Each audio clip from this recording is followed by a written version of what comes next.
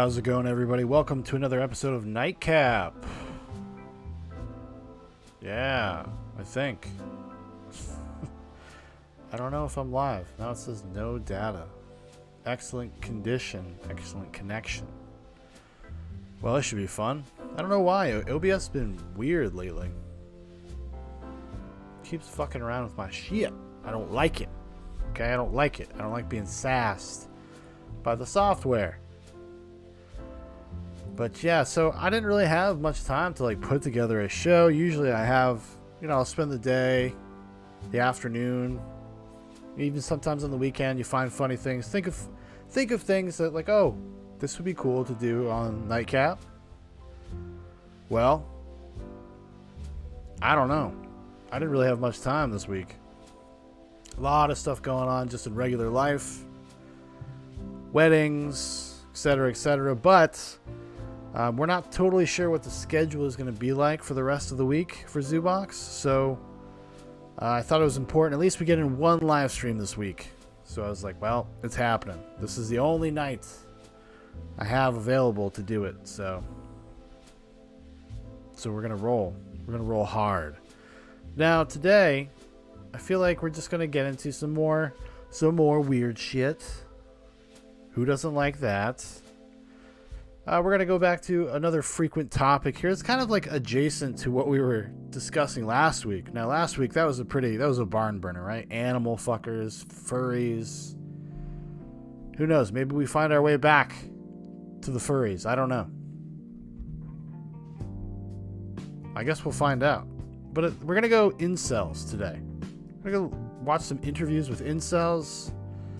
Maybe some cringy, awkward first kisses. And just get into the dude life. Now, next Monday, I will have something way more prepared. We're going to do a good old Christmas episode next Monday night. So I'm trying to get together, trying to find all sorts of interesting Christmas tidbits and videos and whatever bullshit we can all watch together. You can watch after the fact and have a good time. Maybe the best time. Anyways, so how you doing? Doing great. I'm doing great. Tired as fuck, actually. If I'm being straight with you, I'm pretty tired. So this is probably going to be a shorter one. Definitely not going to be going for 3 hours. Maybe an hour and a half, maybe 90 minutes, maybe 2 hours. We'll see how it goes. We'll see what we get ourselves into. It's hard to say. You fall into holes sometimes. You just fall into these kind of, I don't know, internet black holes sometimes when you start doing this. Like last week, I had no idea it was going to go where it went. I had an inkling of the direction. So maybe tonight I'm thinking like, well, there ain't got much to watch. Ain't got much to talk about. Maybe we find ourselves in a deep, dark hole. Anyways, let's get going. Let's do it. So we're going to start off with an incel interview. I've never seen this. It's from The Fallen State. What's his name? Jesse Lee Peterson talking to an incel. Now, if anybody could help the incel, right? It's the power and the masculine strength of Jesse Lee Peterson. Do you think he's just going to call him a beta over and over again? Or will he come in more with a gentle, kind heart? He's not talking to one of these fucking dirty commie streamers from Twitch. No. He's talking to a real life incel. Maybe he'll have some sympathy for them. Maybe. Now look at that. That's a gate of a powerful man. He's already ready. He's already clued in 6 seconds into the video. So yeah, we're gonna check this out. See how it goes. I have no fucking idea. Did not do my due diligence with any of these videos, as is tradition around here. I don't have time to be watching videos twice. Come on. You grew up realizing you were fat. Did you feel unhappy with yourself once you realized you were fat? I became more upset about myself and more like, I guess ashamed and sad and like, something was wrong. Mostly when I was like, after I graduated high school. Oh, really? And the reason for that is because in school, And in middle school and in like 7th, 8th, 9th, 10th, all those grades, like there was like kids who were mean, right? Like they would call me fat or whatever, and but it wasn't like kids were still nicer. People were more innocent when they're around that age. So it was easier to talk to girls my age when I was around that age, and especially like during middle school and high school, because they were more innocent, and when someone is more innocent, they're generally more kinder and receptive and things of that nature. And so, like that's actually one of the main problems with incels and like location cells, right? Or like incels. Whoa, location cells. That's a new term, everybody. I'm not privy to this. Location cell, incels and location cells. Now, I wish this young man, he wore a suit. Good for you. Showing up, trying to look your best. Maybe wear some loafers or something, though. He's got sneakers on, guy. He got sneakers on. In general, is that when women get not innocent anymore, like when they sleep around with a lot of men, they're not very nice or receptive anymore. They develop a lot of problems, and there's like a lot of various reasons for that. But like, so when I grew up, and I became 18, and suddenly I was thrown into a world where there wasn't any innocent people, especially in LA. There's no one who's innocent in LA. That's right. All right, so location cell. A location cell is someone whose location or living conditions are the primary cause of their inceldom. Such a person may be living with strict parents or roommates, a place that lacks transportation, or an area with an imbalanced sex ratio, or an incelville. Two notable and well-known self-described location cells were Brandio and Zesto. Elliot Rodger has also sometimes been viewed as a location cell, inasmuch as he was trying to use his fancy car, sunglasses, etc. This is the Incels wiki, by the way. So, who else would know? They're basically kind of just describing Anchorage, Alaska. Honestly. I'm just saying. No disrespect to the people out there in Anchorage, Alaska, but that's kind of what almost feels like they're describing. Because the imbalance between men and women is way off. There are like 100% more men than there are women, and the ratios are all fucked up, and that's why you'll see like, beefcakes with some with bovines. Beefcakes with bovines. That's right, I said it. I realized that the world is a lot darker and grimmer and harder than I thought it was when I was a child. At first, I was like really desperate, I was really desperate to find a girlfriend, and I would do all I could to try and do that. And what I would do is I downloaded a bunch of dating apps, and I downloaded a bunch of different things, and I would. Well, at first, I wasn't extremely desperate. I was like, I'm 18 now. I should be able to get a girlfriend relatively easily, and I'm sure everything will be fine. I'll just download a dating app. You were fat at the time. I was more fat than I was now. Okay. Yeah. At the peak of my fatness, I was like 330 pounds. That's amazing. Yeah. So wow. And so you think that's amazing, you fat cracker, you fat ass bitch. I'll tell you what, you make you my wife. You big, you soft.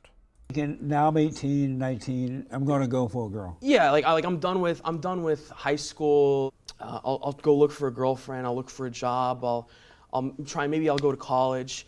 All those different things. And so I downloaded a lot of dating apps, and because I'm relatively good at speaking with people. Yeah. Like a lot of people say, oh, you're just like a lot of people tell incels that they're awkward, and I mean a lot of them are awkward, and a lot of them can't communicate very well. Right. And that's just for various reasons. Like I can get into that. But he's the incel soothsayer. Okay, he's not like these other incels, not like these other boys. He's the one that can go out and bring forth their message. Let the people know. Let the people know.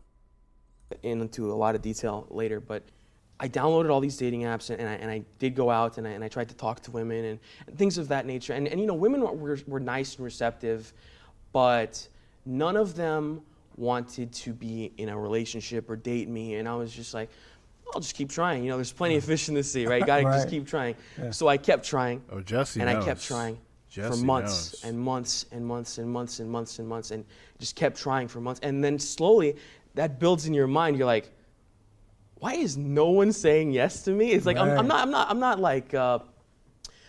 I wasn't like, I mean, yeah, I was fat, but I was still taking care of myself. You know, I was trimmed. I took a shower every day. I was nice. You know, all those things. Jesse mocks him. He laughs at him. He says, "Oh, you being a normal person, you patting yourself on the back, buddy." Is Jesse gonna come in with some harsh words for this young boy? I guess we'll find out. Things.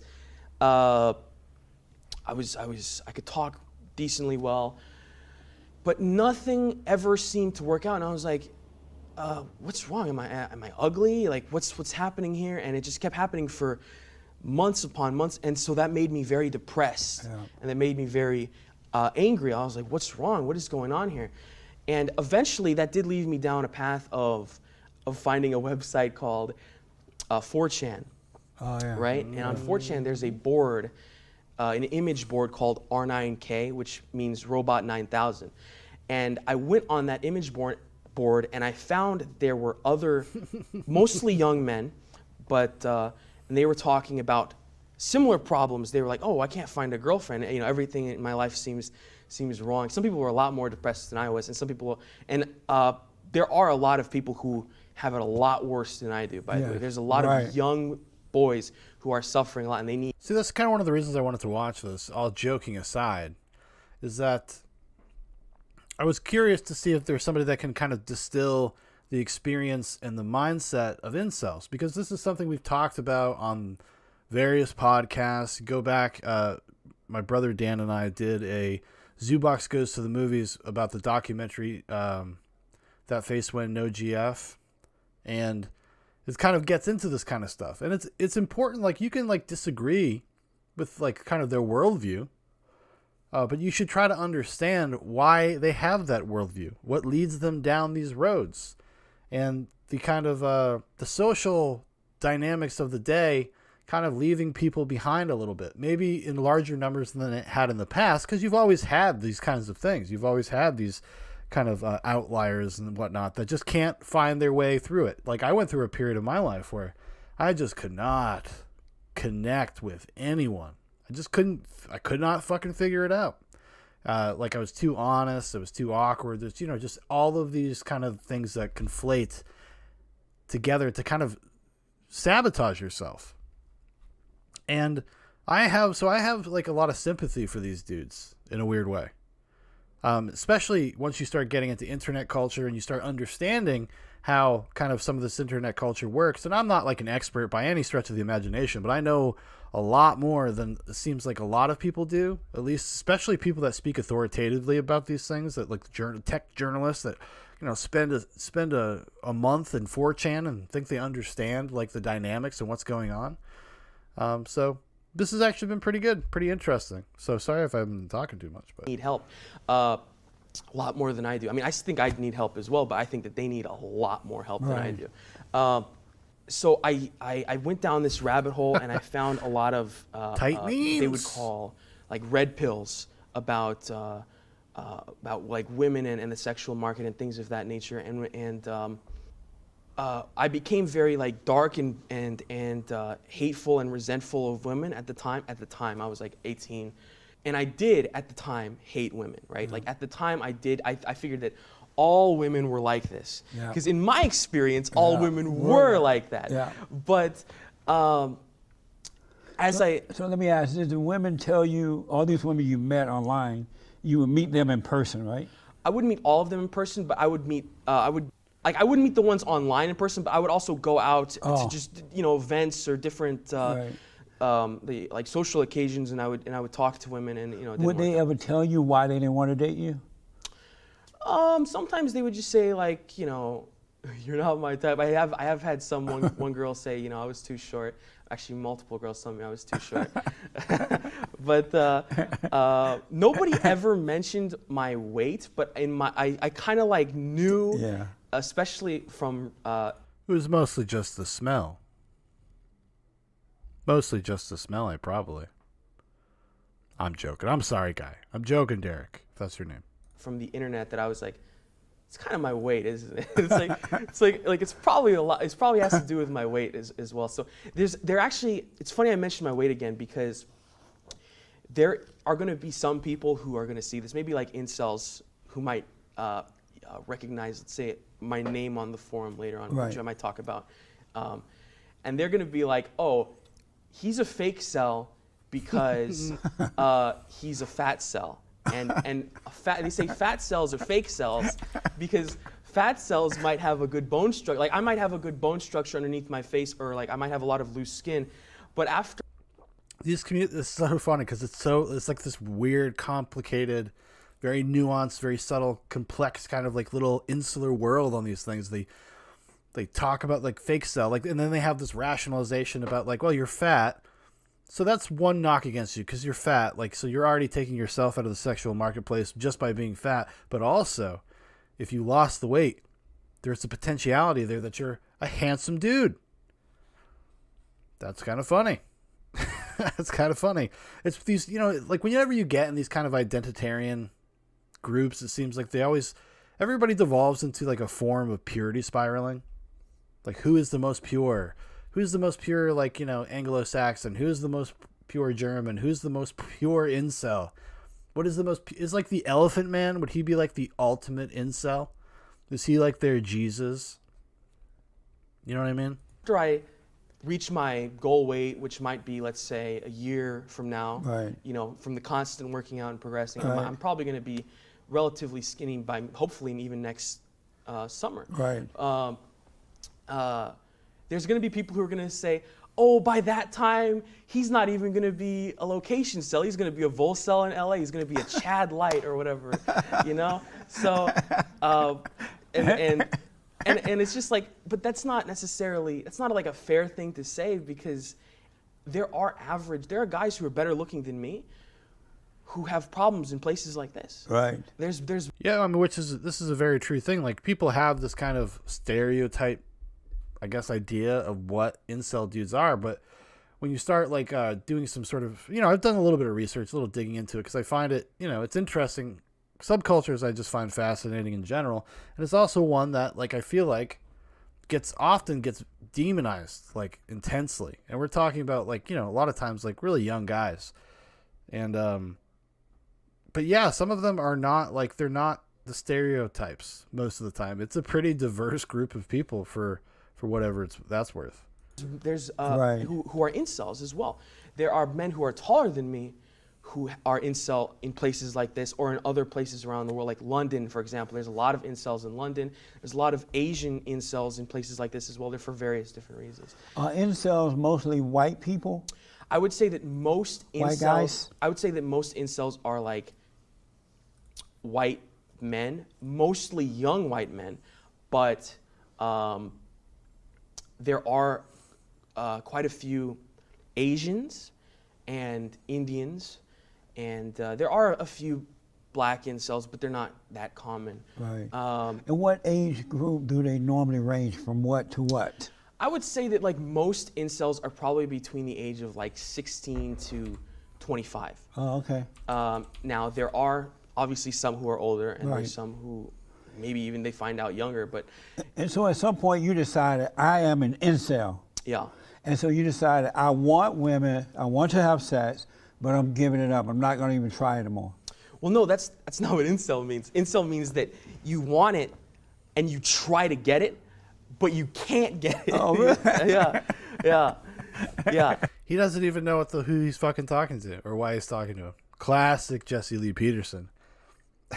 This old boomer bitch coming in, embarrassing himself like this. What you doing, Jesse? What you doing? So you're constantly, you go out there, and so that's what I was alluding to when I was 18 and when I was getting desperate, is that eventually I got so desperate that I decided I'm gonna have no standards at all. I'm gonna go for old women, ugly women, women who, they look like monsters. I'm gonna go for them.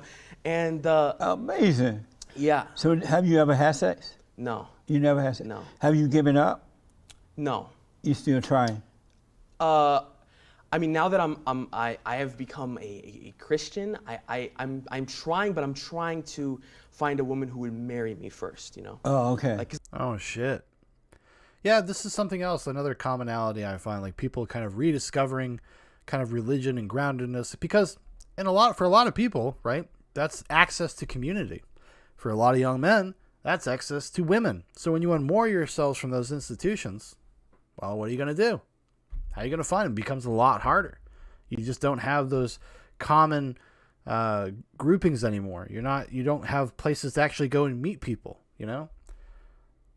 If you're not part of any other kind of community, like where would you? I mean, like, maybe at work, maybe. Depends on what you do. Depends on how many people you work with, et cetera, et cetera. For me, I was kind of like a musician. So I was like in like the artsy community for a little while. That was kind of my tribe, if you will, the kind of people that I was just around. So I had access to society and culture and all that kind of stuff from that. But yeah, this is something, it's a kind of a trend I see a lot. These young guys kind of rediscovering like kind of their faith, religion, institutions. Sometimes they go back to college, et cetera, et cetera. Because I want a relationship with a woman who's also like a virgin and stable. There's a lot of incels Right. who are like that as well, because Yeah. there is a lot of studies and just different data that show that women who have had no sexual acts with another person, they tend to be the most stable in terms of a relationship partner. That makes like, sense. Yeah, it's funny how Christianity, they tell you that don't have sex before marriage because it's bad, right? It's a sin. So and the science says the same exact thing. The science says if you have sex before marriage with multiple different people, especially for men have problems as well, but women experience more problems from having premarital sex than men. Oh shit. See, now this is where he's going to lose people. And people are going to assume, like, oh, he was radicalized into this kind of misogynistic worldview by the incel community, by these goddamn 4chan message boards. These goddamn frogs, these dancing frogs. They develop a lot of mental issues. Yeah. And they aren't really How old is this good guy? relationship partners, and they don't make very good decisions in choosing their partners either Right. because of these situations. So how did you feel when you were turned out by old women, ugly women, and all that? Like What did that feel like? That made me really depressed. I was shocked. I was like, at a point, I was like, surely, okay, maybe women my age don't want me, but I'm sure like maybe the ugly women will want me, right? Maybe the old women will want me. All these. So I'm like, oh, I just want someone to like me. But And what would they say, the old and ugly? What would they say? well, they would just turn me down, I guess. Really? They would just turn me. He was so stoked. What would they say to you? What would they say? They would just turn him down, Jesse. Yeah. Oh, well, there you go. So, he kind of was hiding his power level a little bit there. I guess you could claim.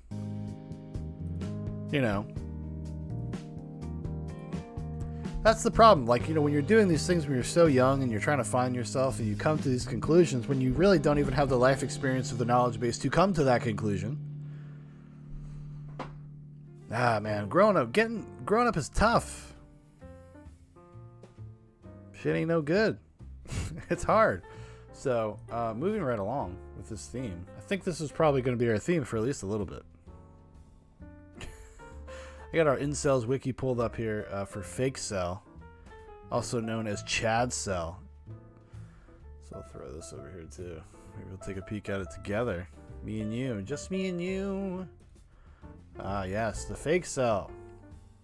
Also known as the Chad cell is someone who pretends to be an incel, identifies as incel, or just likes hanging out with incels despite having had sexual relationships in the past. Ooh. Some fake cells know the pain of inceldom because they experienced long stretches of inceldom in between relationships or became sexually active at an old age. Chad cell or fake cell can also refer to someone who is good looking but is incel due to Mental celdom. Is that like mental health problems? Like, we'll find out. Many incel communities have fake cells amongst their user base. On incels.co, some notable fake cells have been outed, including, but not limited to, Limerence Cell, Tellum T, Black, who gives a fuck. So, they police their own communities. Wow. Wow, that's weird. I guess they don't want LARPing. They don't like the LARPers. I mean, that's kind of, that's kind of crazy. LARPing bad. This is the picture that accompanies this. I'm assuming that maybe these dudes are the fake cells.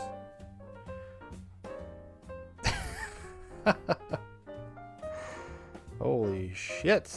So here's we got the mental cell here.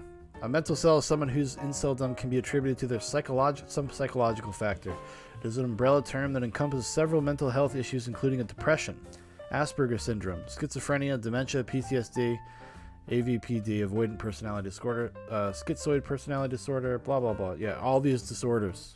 Allosexual. An allosexual is someone who experiences libido. In terms of libido, the opposite of is asexual. Okay. Who the fuck wrote all this? This is a lot of stuff. I love the memes. They turn it all into memes. Because, this is definitely, obviously, people have put more work into this than you could assume this is a joke, right?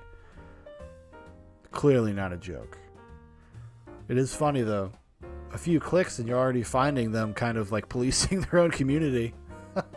Be like, that Jeff guy? Jeff guy's an asshole. Jeff guy's a piece of shit. Let me see what else we got here.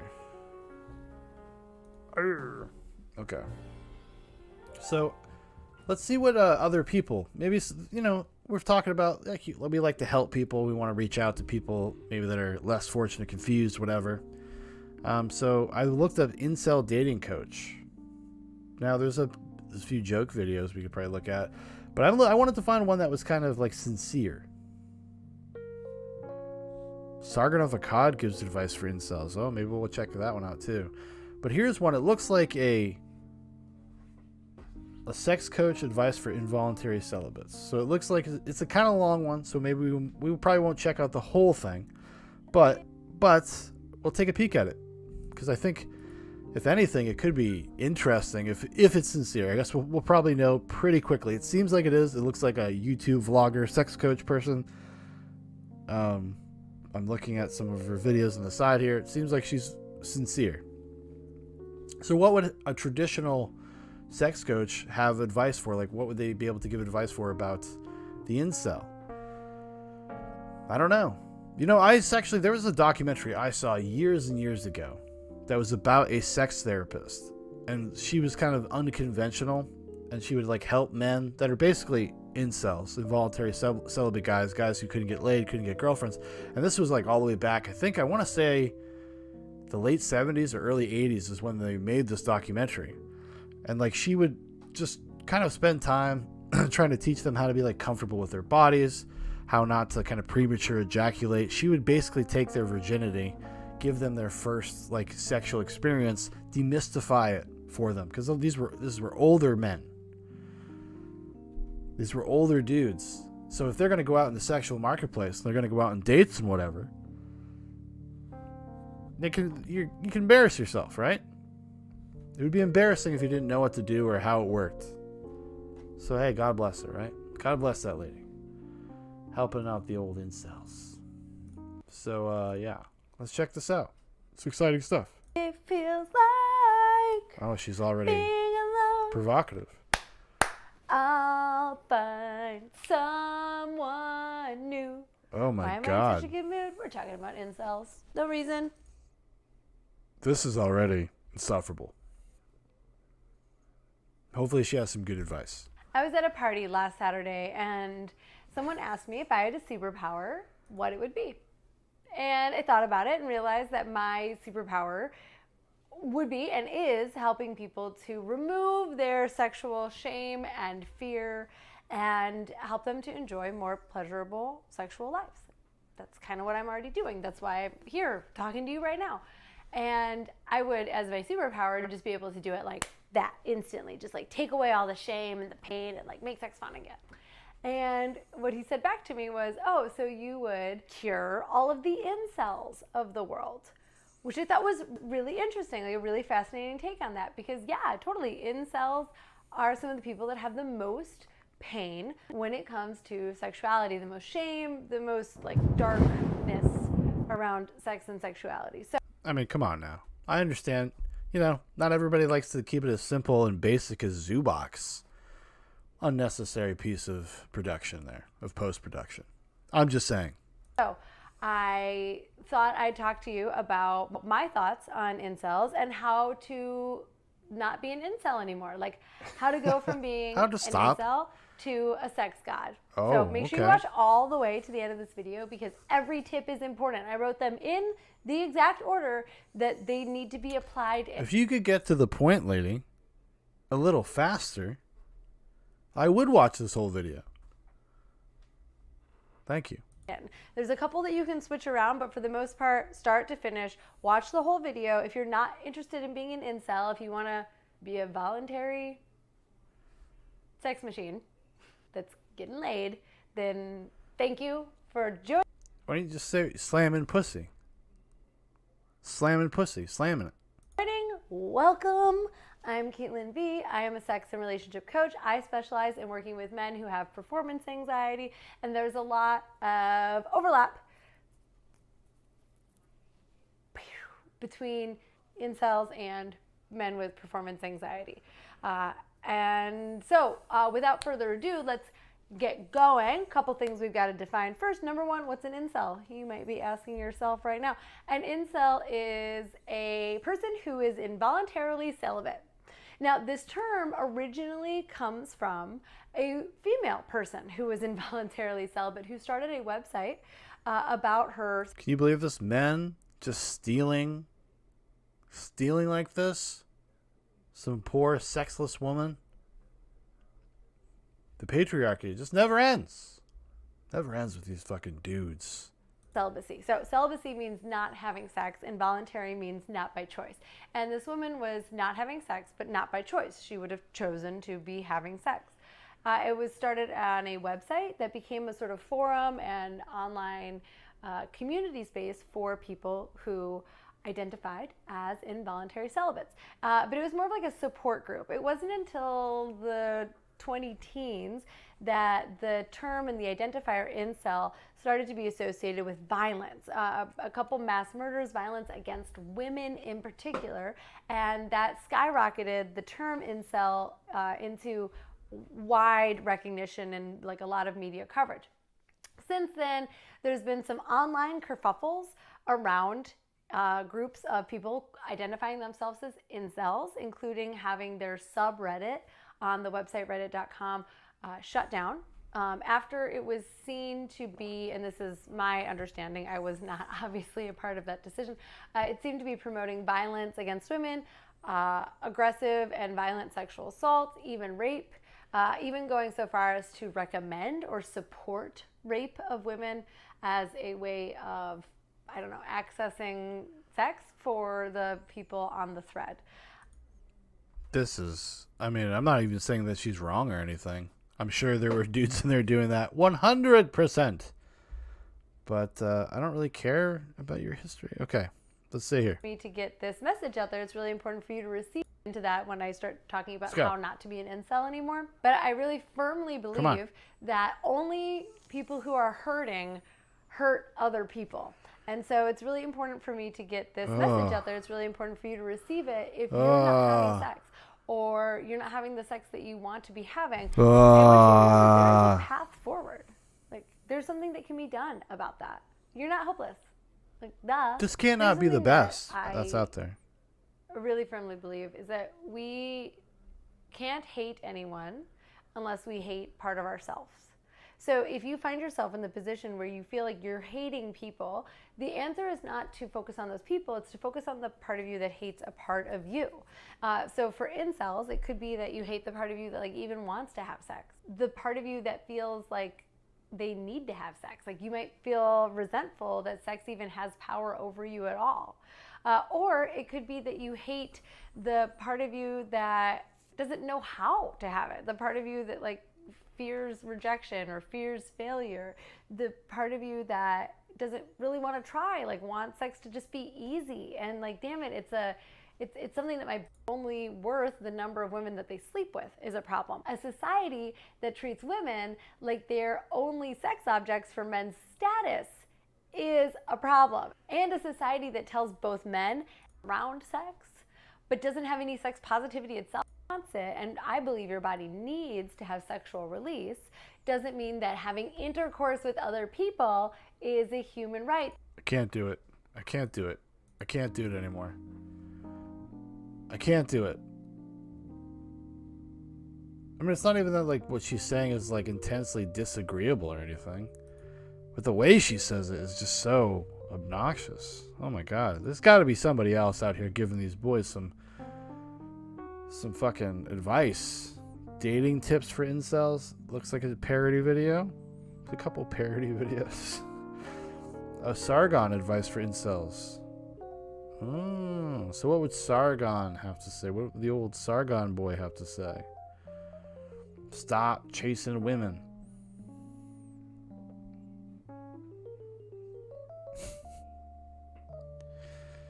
Can an average man still attract women? How dating advice can ruin your self-esteem. Yeah, okay. Chad Weiss, 7 rules for dating, an antidote to inceldom. I guess Hassan Piker, the Cenk Uyghur's nephew or something like that. He considers himself a Chad, I guess, and he gives dating advice. So that's great. It's like, yeah, just be like 6'3", get in really good shape, spend most of your time working out, you know, be rich. Be rich, that's helpful. Because it sure as fuck ain't from your charm or personality.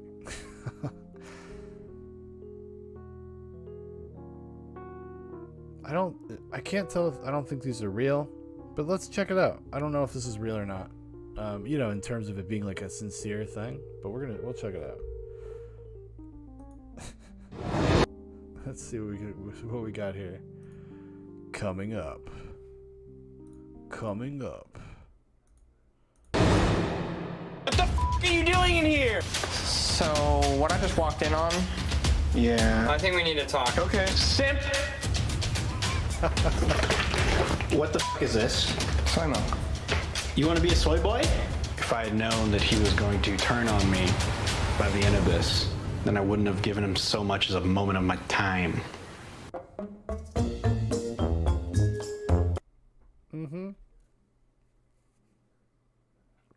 That's pretty funny. I like that they've made it like a TLC show. And we'll watch a little bit more.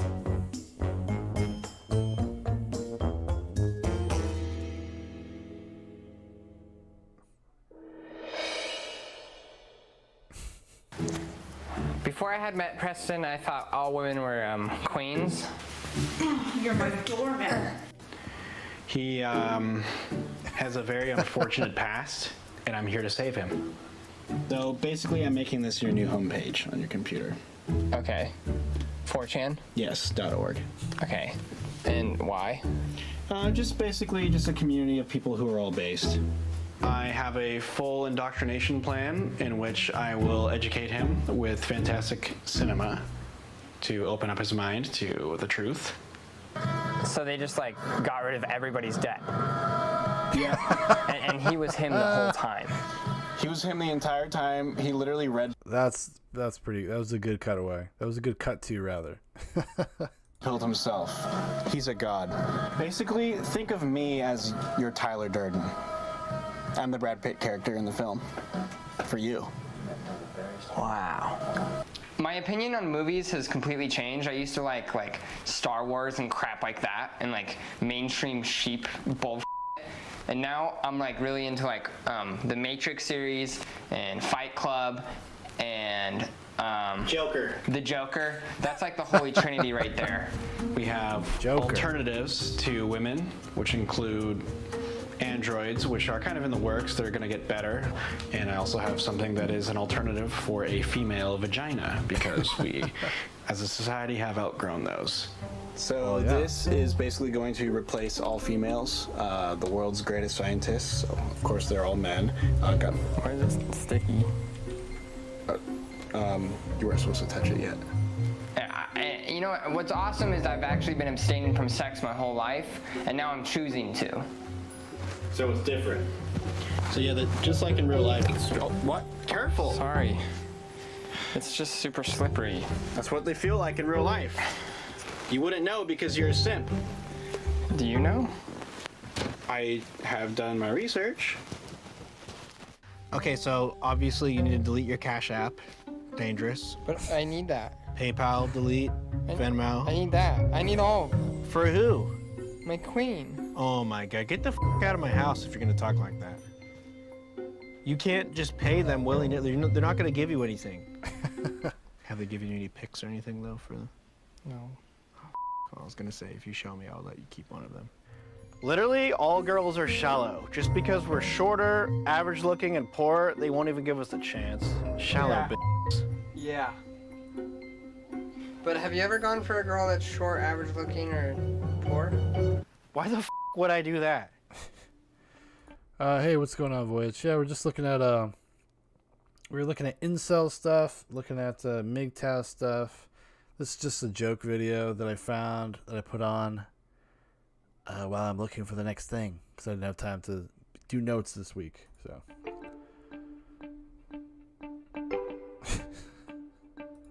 So no girls are different. They're all the same, and they're all gonna treat me that way. They're all gonna treat you that way. Literally, you need to base your entire outlook on all females off of this one experience you've had with this one individual.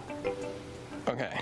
Preston's actually been teaching me about why I've never been laid in my life. How it's not based on my actions and my behavior. It's actually based on the fact that there's chads that live among us, feminism, and the time period in which we live in. See, if this was the 50s, I would already have a wife and kids. The government should just give us those things. That should be a law. Basically, if you look at history, there's always been people who are oppressed. We are the new oppressed. We're basically, Kanye's song, New Slaves, is basically about us, is what I'm trying to say. We're the new slaves. So it's gonna look different when I put on the makeup, the makeup for Party City. well, there you go. Well, that's pretty funny. Their channel is Sir Spence, CERSPENCE. Pretty decent. Not too bad. Not too bad. But I found some dude. I don't know. I don't know if these are parodies or whatever, because a lot of the stuff has been purged off of YouTube, come to think of it. A lot of the more interesting stuff has. Let's see here. You know, some of these are like really long. I don't really want a very long one. I just want to kind of see a clip. Charles F. Gray.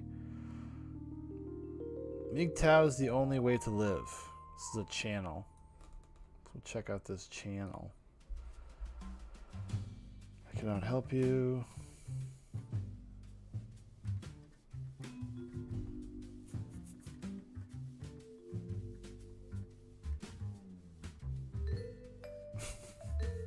These are not, these are just like, it's just like a dude's life, which is fine. It's kind of funny though. Just kind of funny. What the hell did I find before? Okay, here it is. MGTOW is the only way to live. Big John, MGTOW is freedom. I guess there's a famous MGTOW called Big John that we're learning about. Let's talk to some people. So we'll see here. He Okay,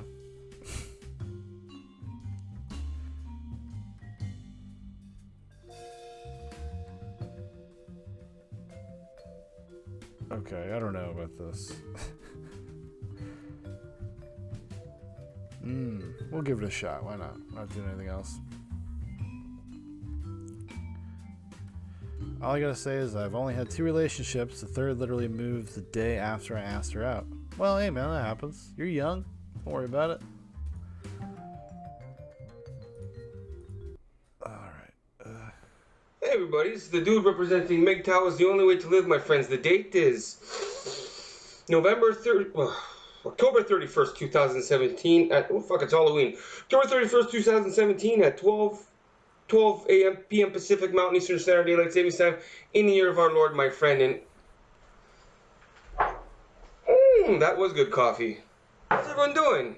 So basically, I've been forced back onto YouTube. Basically, I've been forced back. I just feel like doing it. I took a leave because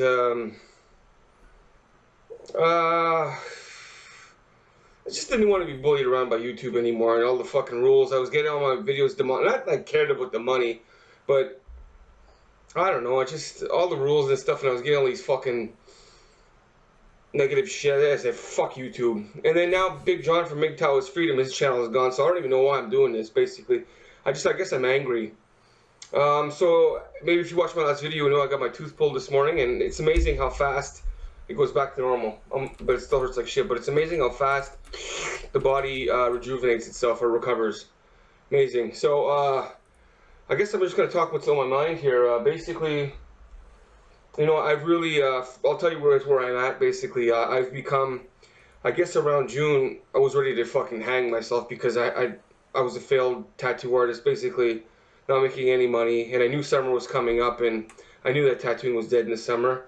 So I just started working, painting and stuff like that, and I'm on week 14 now of just pure hard work, working as a slave, as a painter for people, but now I've transitioned into, I'm becoming the boss now.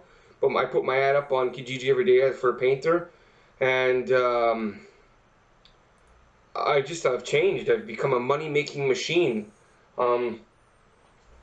Here's all the money I have in the world right now. It's $1,200. But I managed to buy myself a fucking car, like Charles F. Gray would say, cash on the barrel. I showed it to the dealership, gave him $1,000. Bought a decent fucking used car. Bought it and paid for on the day. Through hard work and saving money and working hard and just being a man. Look at this beautiful chest for my tattoo supplies. I love it, by the way. I'm going to get another one. To me, it's like my Marshall stack. You know, I want to get 2 of them.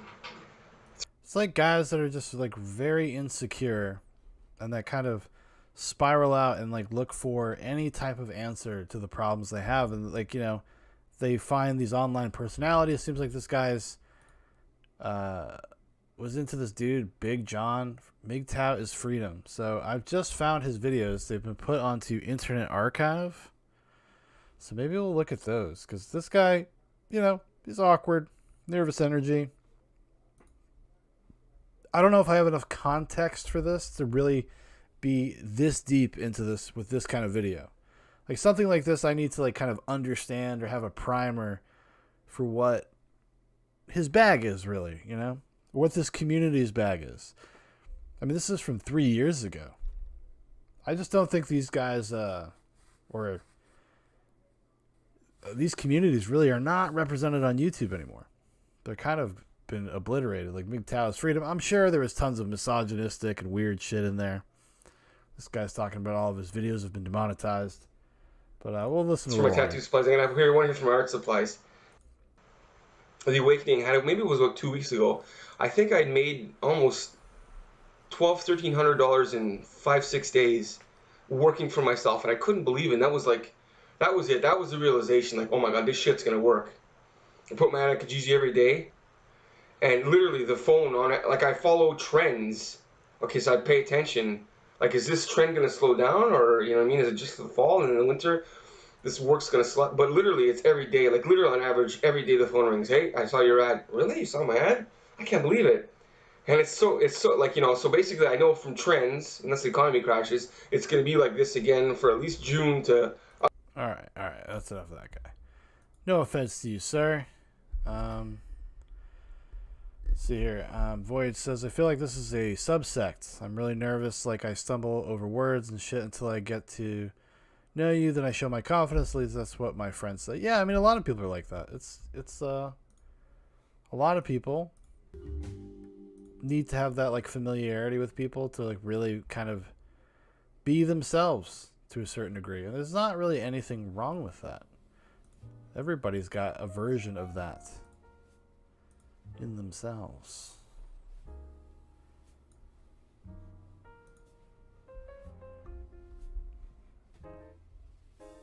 Okay, yeah, so let's check out this dude. I found these videos. I don't know what they're going to be like. The battle of the sexes, MGTOW versus whores. MGTOW, start caring for women properly. Battlefield tactics. Okay. Alright, well, it could be interesting. It's probably going to be weird. Probably going to get this video taken down. If this guy's been... Actually, yeah. If this guy's been taken off of YouTube, but we'll see. We'll see what happens. Oop, wrong button. So let's see what this dude's got to say. Hello, this is John. I am the host of this channel. I have another YouTube channel, and so you may or may not recognize me from there, but I want to talk about a strictly MGTOW subject, and that has to do with care. Care is one of those words that women who have been influenced by feminism throw at men to try in a vain attempt to manipulate and control us. And I think it's one of those words, one of those concepts that has been turned on men negatively. Caring. Men naturally want to care for others. It's in our nature. And to say that we don't care, I think, would be to deny what we are. I mean, see, this guy's already showing the telltale signs of, like, kind of your average MGTOW. A man scorned. A man that has, you know, has been done wrong. And then he projects that onto everybody. Everyone in his life, he projects this kind of attitudes towards. Because he's making these are kind of just broad statements that he's making. Even already, we're a minute in. He's already just kind of generalizing to a degree that it's almost meaningless. That's my takeaway so far. And I think that part of the MGTOW movement has to do with being who we are, but not putting ourselves in harm's way, not exposing ourselves to danger. Financial, emotional, etc. But men are caring. We're caring by nature, and we care for those things that matter to us and for those people that are weaker, that are less intelligent or incapable. So men, by their nature, see women and children as incapable. Not of all things, but of most things. And so that is used by... This is very much projection. Because he's kind of oversimplifying the idea of like the hunter-gatherer versus like kind of the maternal homesteader type of dynamic that existed with men and women throughout history for a very long time, right? So it's not this idea that like men do not think women are capable, is that like most people naturally understand like kind of the roles, gender roles, things like that. And those things have evolved and they've changed over time. The science has exacerbated that change. It's kind of flattened out a lot of the differences have been flattened out because it's not necessarily about just brute force anymore to be a provider. The dynamics are completely different. I mean, that doesn't mean like we don't have some sort of innate, maybe even on some sort of genetic level. It takes a long time for people to be rewired. That's why maybe we still feel like protective or whatever as men. But, yeah, this is obviously a dude who had his heart ripped out of his asshole, probably. Women to control us because we care for them. The way we have lost this battle, but not the war, is that care has been changed to mean do what I say by the feminist, by the woman.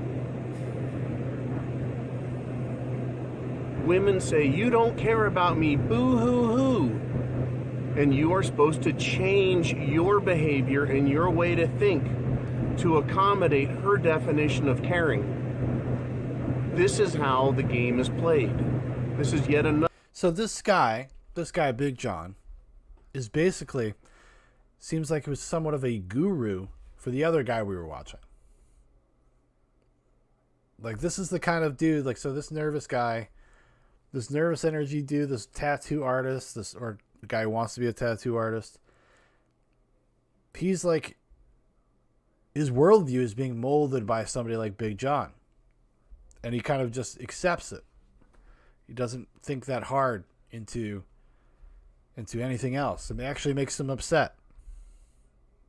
Because Big John, whether or not like you like him or you agree with what he's saying, he's speaking clearly and with confidence. And oftentimes that makes all the difference in the world. Another way, and I want to talk about it. And I plan on doing a lot of these videos addressing men's issues, men's psychology, men's rights. Okay? But caring. Do I care more for a woman getting directly into the heart of the matter? Do I care more for her by destroying myself and becoming a weaker man? Or do I care more for her? Yeah, Voyage, I would agree with you in terms of that doesn't mean anyone is more superior than the other. No, it's about symbiosis. Everybody has a place in each other's lives, and the innate qualities of women, the innate qualities of men, they bring a balance to the world and success and progress. By being a more intelligent, more rational, stronger man. The same applies to my children, my sons. My sons. Do I care for them by destroying myself? Do I care? Letting a woman tell me how to care about things? I don't think so. For them better by making myself weaker and less effective? The answer is no. It's a rhetorical question, but No. It has to be asked to examine the concept. When I go to work, do I do my job well? Do I care for my employment and my employer by doing a crappy job? By making myself more ignorant and more susceptible to bad decisions? The answer again, no. In every area of a man's life, caring about things means being smarter and stronger. So why is it that when we look at women, we completely go 180? We, if we are white knights, simps, whatever the terminologies you want to use, weak men, pussies, they do the exact opposite when it comes to women. In order, they think, to care for women, they need to kowtow. They need to bend. They need to change. They need to become weak and submissive in order to properly care for a woman. That is the exact opposite. That is why women detest beta males. That is why women are rude and treat men like shit, because they do not respect them. They scream and cry. I mean, it doesn't end. It doesn't end with this dude. It's just like, it's not even that like interesting or provocative. Maybe some further videos are. I found one that's actually from this year, July 9th. So we'll take a peek at that. I think, or unless this is like a Big John's The Society for Men's Freedom was the most influential MGTOW channel on YouTube from 2017-2018. So influential, John got interviewed by CNN, and his appearance on national television single-handedly led to the mass demonetization of all MGTOW channels on YouTube because of elites' fear that John's correct ideas would spread. John's original channel was banned off YouTube, and his message was forgotten. I refuse to let John's message die, so every day I'll be posting a new John video. Okay, so somebody put him back up. I guess he stopped. he did not do it every day. I don't like, when are these from? I don't know if these are older videos or whatever. Well, let's just go. I mean, we can go these because this is back in the beginning, like the ones that I found on Internet Archive. These are the OG ones, so I guess 2017 would have been when he started. So let's keep going. Why not? See, this is what I would be doing if I wasn't live streaming. This is what would happen to me. I've talked about this before a little bit, but I have some mild insomnia, and over the years, this is how I got into this is how I learned so much about this stuff, because I just enjoyed weird subculture stuff.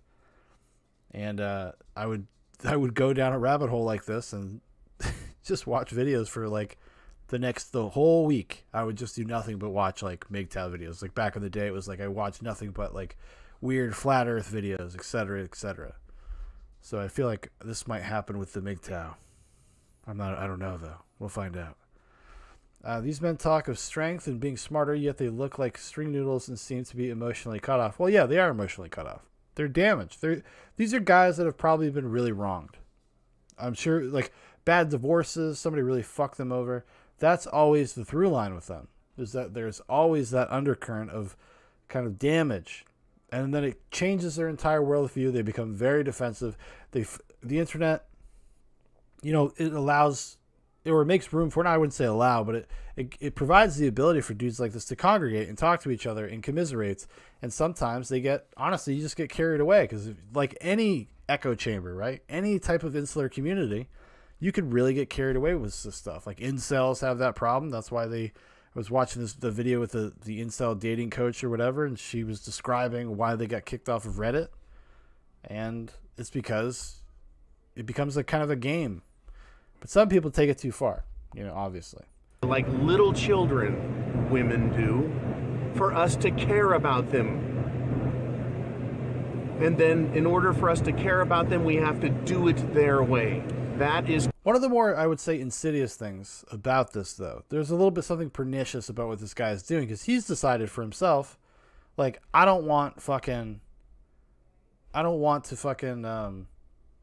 be with women. I'm going to be MGTOW. I'm going to man going my own way.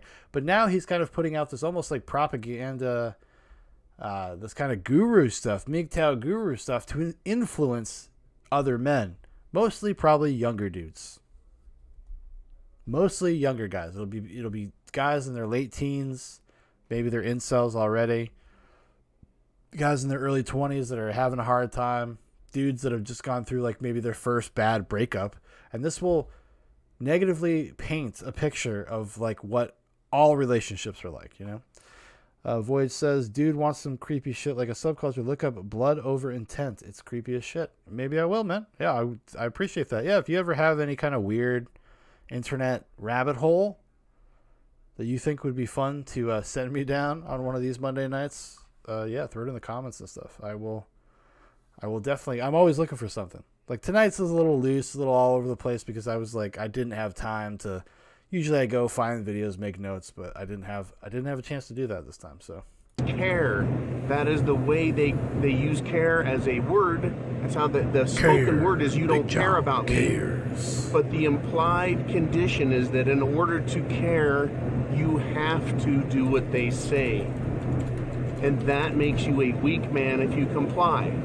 The same type of thinking is what children use. You don't care about me, as they say. They want the new Xbox, the new gizmo, the new behavior that they want to try and do. And you say, no, small child, I do care about you, and that's why I'm not going to let you or give you X, Y, or Z. Yeah, there you go, Shaun. I mostly go down creepy ass rabbit holes into ARGs and stuff like that. I used to watch a lot of those. I think we talked about this one other time, right? That the YouTube channel Nightmind introduced me to a lot of newer ones. Like I knew about the Marble Hornet stuff. There was a few other, the Wyoming incident. There was a few other ones that I knew about, but mostly found a lot of stuff through the Nightmind stuff. And also his recaps are pretty good, and I don't have to sit there and watch them for 8 hours to get through it. And when you're a busy person, sometimes it's nice somebody sums it up in like an hour, 90 minutes. You're like, cool, get all the highlights. But women do it. Women are clever creatures. They say, you don't care about me because you won't buy me that car, that diamond ring, or take me to this social engagement. Boo-hoo-hoo, you won't care about me. Sounds like this guy hangs out with bitches. I think that's the technical term. Bitches. Because you want to spend time with your man friends. And so the man, in order to care for the woman, changes his thinking and his behavior. And he starts down the road of being manipulated and destroyed as an individual. And every chink in his armor, every piece of his personality that is bent to serve the woman through the auspices of caring for her, that, my friends, that is what has gotten us to where we are. So I'm going to turn around and say, start caring for women. MGTOW isn't about saying, fuck all women, they're worthless pieces of shit, yada, yada, yada. Kind of sounds like it, buddy. John, you're kind of making these sweeping statements about the nature of women and the nature of men. So it could be easy for somebody to come away with that conclusion. Now, this seems like a little bit of a little backpedaling. Everyman Hybrid. Yeah, I found Everyman Hybrid before I found Nightmind. And I was watching it for a while, but I ended up just actually like watching the series recaps on Nightmind because it was way more coherent than actually watching the regular show. And he took the time to find all the crossover stuff that they had done with like other ARG people, and it was actually just easier to watch that way, to be honest with you, at some point. Yeah, I don't play that fucking game. I care about women, so I treat women like women.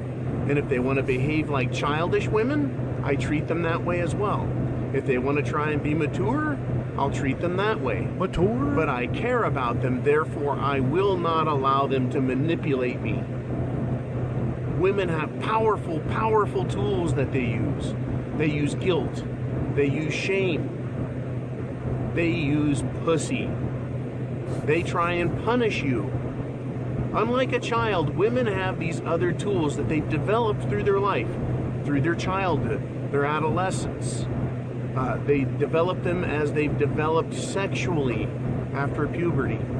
They have learned and watched how to manipulate boys, girls, their parents, and ultimately they want to control and manipulate men because men can give them what they need because men care for them. I say if you are giving in to a woman, you don't care about them and you don't respect yourself. Learn what self-respect is and how to make it real for you. No, of course, you know, the idea that like you should not let somebody be abusive to you is true. No matter if you're a man or a woman, and you should have respect for yourself, and you should not compromise on that. But he speaks so broadly, like you can't help but take away something really negative. Boy says, Nightmind is awesome. To be honest, I really wanted to make an ARG, but I don't have the time nor the money for production and stuff. But that's the cool thing about ARGs. Actually, one of the reasons I got into watching ARGs is because I have had in the past aspirations to do my own like indie projects. And every once in a while, I'll do like a sketch or something. I'll do like little joke sketches. No, but that's kind of someday I'd like to make something like a movie or something like that. But I would watch it to see how people would pull these things off with like kind of very low budget, kind of like minimal equipment. And you just have to find the right story and tailor it to like what you have and what you have available to you. Like nowadays, you know, cell phones are so good. You could fucking film one of these on a cell phone. You just got to find the right story. You could make it by yourself. It could just be you. You could do one, right? It's just about understanding like what you have to utilize, and don't try to do something that is too ambitious for what you actually have access to. I used to have a problem with that when I was younger, and I'd write scripts and they'd just be way, way, way beyond what I could actually accomplish at that point in my life. And if I had scaled things down, I probably would have got a few things done, to be honest with you. But anyways, let's continue. and start caring about women. And the best way to do that, in my opinion, is to treat them like women. Don't change yourself. Change the way you treat them. If you are giving them what they want, because they're asking for you to care. They're not asking for you to be weak. They tell you to care, and then they beg for things they want. Don't give in to begging. Like, the guy really has been damaged, and he's probably known a few people, and then you get on the message boards and they all kind of reaffirm these biases, because all you're reading all day long is probably the most horrific stories about relationship failures, right? And that's really, it seems like, where he's coming from. But let's check out a different one. Stop apologizing for being a man. A different perspective. All feminist relationships are doomed. Equal pay argument crushed. Men conquer, women fail. That's an interesting one. Good morning. This is John, host of MGTOW is Freedom. Men standing for, or MGTOW standing for men going their own way. That is to say, rejecting society's... Okay, I think this looks like he's in an RV, right? I think he's in an RV, which would be kind of funny, and it's in a weird way. standards and those synthetic concepts of what it means to be a man in this world, and rejecting it all and accepting for yourself the reality that works for you, that makes sense according to your way of thinking and your experience and your logic. And then taking that, which is you, and applying things that we learn here. Learn from each other, learn from others, learn, what we learn from groups, as well as what we learn as individuals.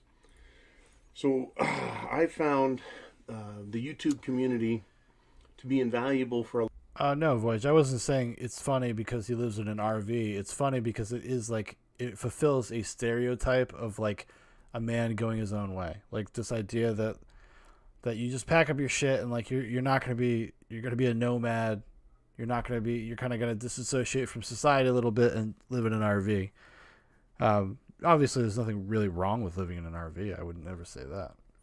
A lot of topics, because rather than just listen to monologues, and then having to accept that the way they would indoctrinate you in a school, I found that YouTube is very much like me in that it'll take information and it'll mull it over.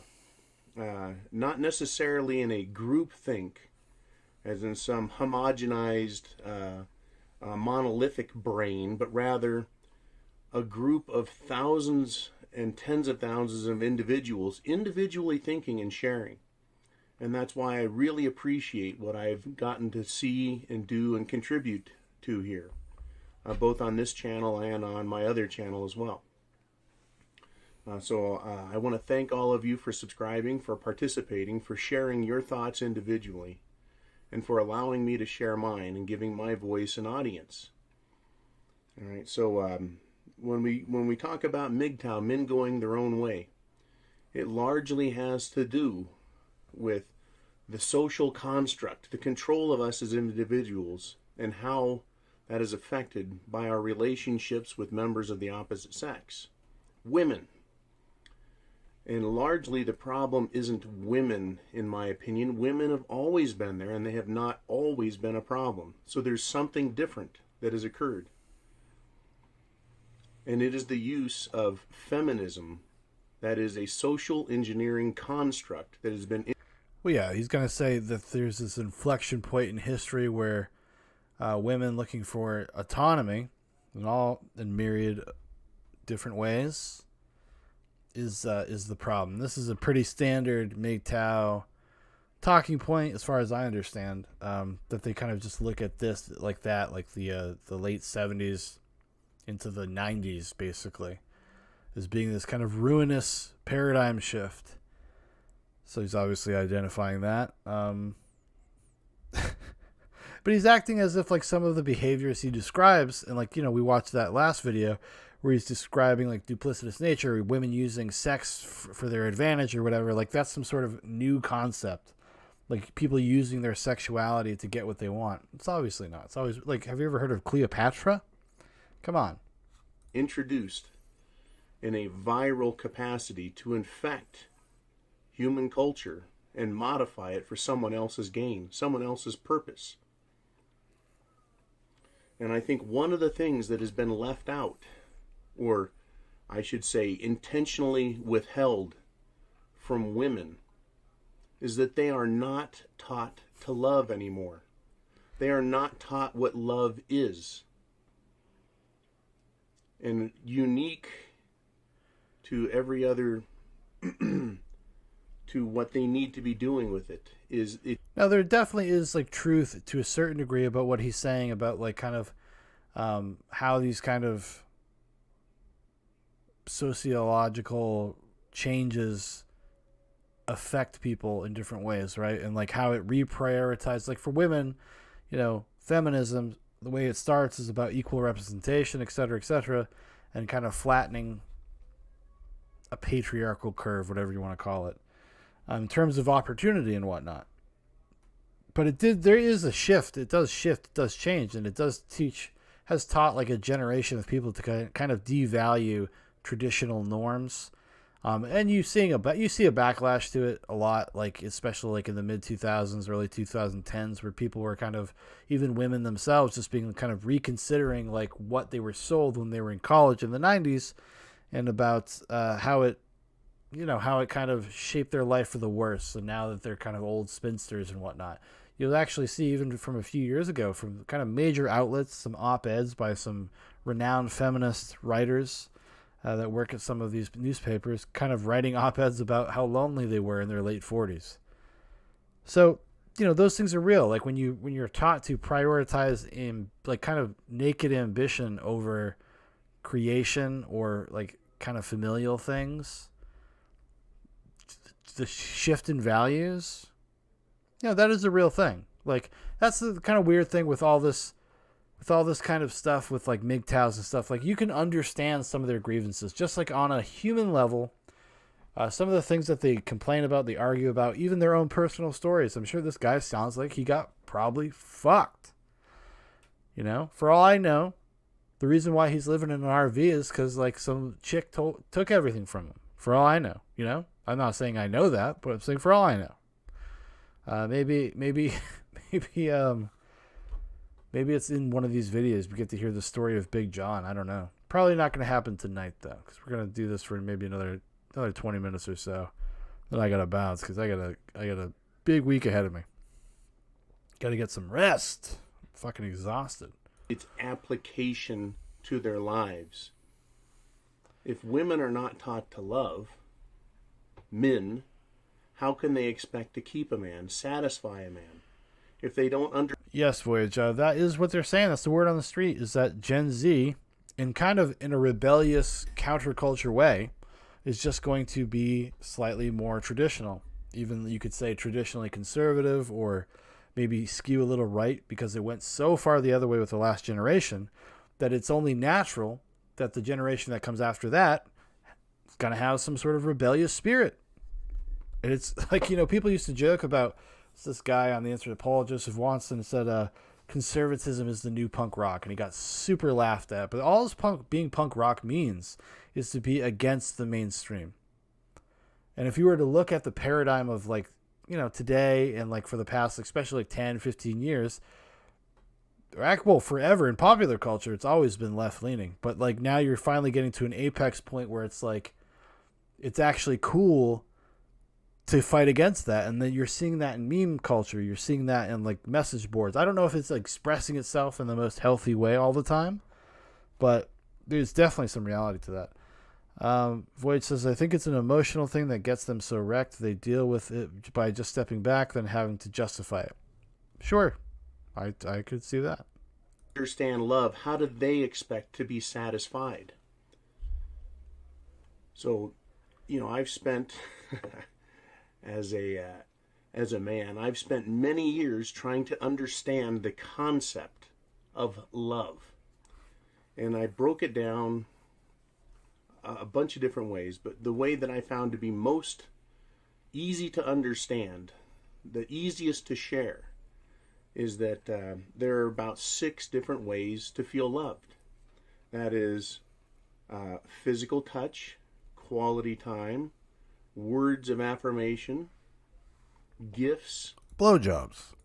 and acts of service. And then the final one is one I've added to this very popular notion, and that is acceptance. Now, what he just named off there are like the most standard things. If you ever go buy a book, like you know, if you ever get married and you go buy a book that's about like relationship advice or something you're supposed to read with your partner or your husband or your wife, those things that's in every single one of these self-help books. So obviously, seems like this guy may be familiar with this stuff, probably from experience, and maybe even having to buy one of these books at some point. I don't know. Just saying. To accept somebody and to be accepted gives feelings of love, right? That makes a relationship work. Because I believe that little girls are all taught when they grow up that they're going to fall in love. Now, who are they going to fall in love with? Right? And I know this sounds ridiculous. MGTOW love, what's going on here? Relationships fail because there is not mutual respect. There is not love for the roles and the people that are in that relationship. The woman doesn't respect the man. She doesn't accept him. You know, men, you've got the same quest. You need to learn how to love women if you want to. And if you don't want to, fuck them. Right? Just be a man. Get in the truck and ride, boy. Yeah. But if you want a relationship, you got to understand love as well. But let's look at what girls learn about love. Because I believe men understand love more naturally than women. And that whatever natural ability women had to love, it has to be added to. They have to be taught. They have to be trained. And all you bad mommies out there didn't do a very good job, now did you? You told your daughter via the indoctrination process that in order to be in love, you just magically fall in love with a prince. That's the story they're taught. You'll know love when you find it. That's bullshit. Yeah, you may know love when you find it, but that's some internalized feeling, right? That's some high that comes from endorphins and hormones flowing through their little feminine minds. What does he think? How does he think men experience the concept of love? It's an intangible thing. It's slightly different for everybody. That's why people disagree. It's hard to find like a hard description or something that represents it even metaphorically. But, the chemical reaction stuff is, that's a real thing. Endorphins, chemical reactions, synapses firing and whatnot. But, that's men are subject to the same thing and the same kind of whimsy. Like Void just saying, I was taught I would fall in love. Though I would likely have to make the first move toward it more than likely. See, that's the thing, though. Men are generally, traditionally, are seen as the aggressor or whatever. In my life, I had the exact opposite thing happen. I liked my wife when I met her, but I was purposefully trying not to get in a relationship. I just moved to a new state, new city. I was just kind of trying to get my shit together, and I wanted to go out there and play the field and live my dreams or whatever. And then I meet my wife like 3 months after I moved there. And I liked her, but she pursued me. Because if it wasn't for that, I don't know what would have happened. Maybe it all would have worked out in the end. Maybe it was always meant to be, no matter what. But, my wife pursued me a little bit. Kind of browbeat me into it. Jesus. Oh, my God. Maybe he's right. No, just kidding. So it's just, this is the problem with this stuff. It's so broad. It's so generalized. This is not the real experience for many people. A lot of people do not have experiences like this. At least not in a negative way. You know, what else are you supposed to tell kids when they're young? What are you supposed to fucking tell them that, like, oh, that bitch is gonna fucking get you? Better treat your man right. No, you sell it to them like a whimsical fairy tale. Anything is possible. Women want the prince to come along and sweep them off their feet. And men want the opposite version of that. Like, of course you do. You want to have someone to fucking sweep them off your, like, to be able to sweep someone off their feet. Shaun has a girlfriend that he wasn't trying to go for. Shaun's wife. You are going to marry me. Yeah, to a certain, well, no, not quite that crazy, because I acquiesced pretty quick, I was like, yep, this is happening, and we've been pretty much inseparable ever since. Like, we moved in together only a few months after meeting, which I do not recommend. That's not a good thing for most people. It does not usually work out, but for me and my wife, we are one of the exceptions to the rule, I guess. In every story, Cinderella, Snow White, the broad with the long fucking hair. In every instance in these fucking fairy tales, guys have to go fight dragons, destroy the enemy, defeat the evil king or queen or witch. Yeah, John? The guy has to do all the work just to win her hand, and he falls in love with her, whether she's trapped in a fucking tower or dead on a table, or trapped in some hellhole with her stepmother like Cinderella, and he wants to rescue her. The fucking white knight, right? The proverbial white knight. The similarities between these goddamn fairy tales and what has happened are not coincidental. Look at it. You have to come. I mean, he comes to this point, right, where he wants to identify that is kind of the social move towards feminism, that is kind of re-engineered societal roles, etc. But then he's citing stories that are fucking older than dog shit, older than dirt, that are just archetypal stories. Like, is the argument that, like, oh, we've been headed in this direction for 400 years. I mean, has he ever read any Greek plays? Ever read anything about the Greek gods? I mean, Jesus, dude. Along, and you as a man have to sweep them off their feet. You're the prince. You've got the power, right? And they're just gonna. You've got the touch. Bing, bing, bing, bing. You've got the power. Instantly love you, and they don't have. It doesn't say anything about all the fucking work they have to put into it. Cinderella's slaving for her stepsisters and stepmother, but then she becomes the princess, and she doesn't have to ever lift a fucking finger again. Are you kidding me? That's what life is. Well, that's the fantasy, guy. Dude, you're talking about the same thing on the opposite end of the spectrum. You're talking about, like, suffering and sacrifice produces like a positive result, as if, like, your hard work and effort pays off for you. It's like a metaphor for that. I mean, come on, guy. Come on. These are like the knee-jerk reactions, like the first thing he's ever thought of when he thought about this. I hope so, at least, because that would be mildly terrifying, Big John. I hope you find this. I hope the MGTOWs find this. Tell me I'm wrong, MGTOWs. Fucking teach me. I know you'll find this later. Oh, they always find it. All these weird, like, furries, they find me. They all find me. I'm waiting. Admiralty, Maritime Admiralty Law people, sovereign citizens, they found me. I'm sure the MGTOWs will find me. He's just perfect. They don't say how. She just has it in her fucking head, these girls out here, that the prince, the one they love, will just fucking be perfect. He'll magically make all of her wishes come true. But there's no explanation or thought that goes into teaching these young girls what love really is. How to do it.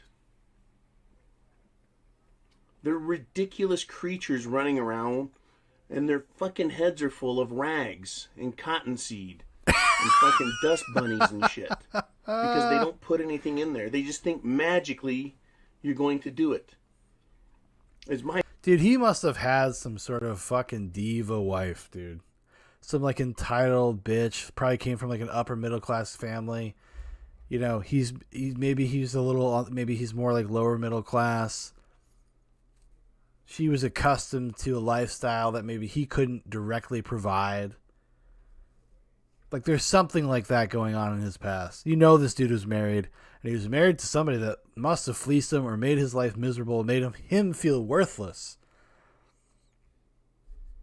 I mean, he's getting very upset about like kind of these archetypal fairy tales and kind of missing the point of them as well.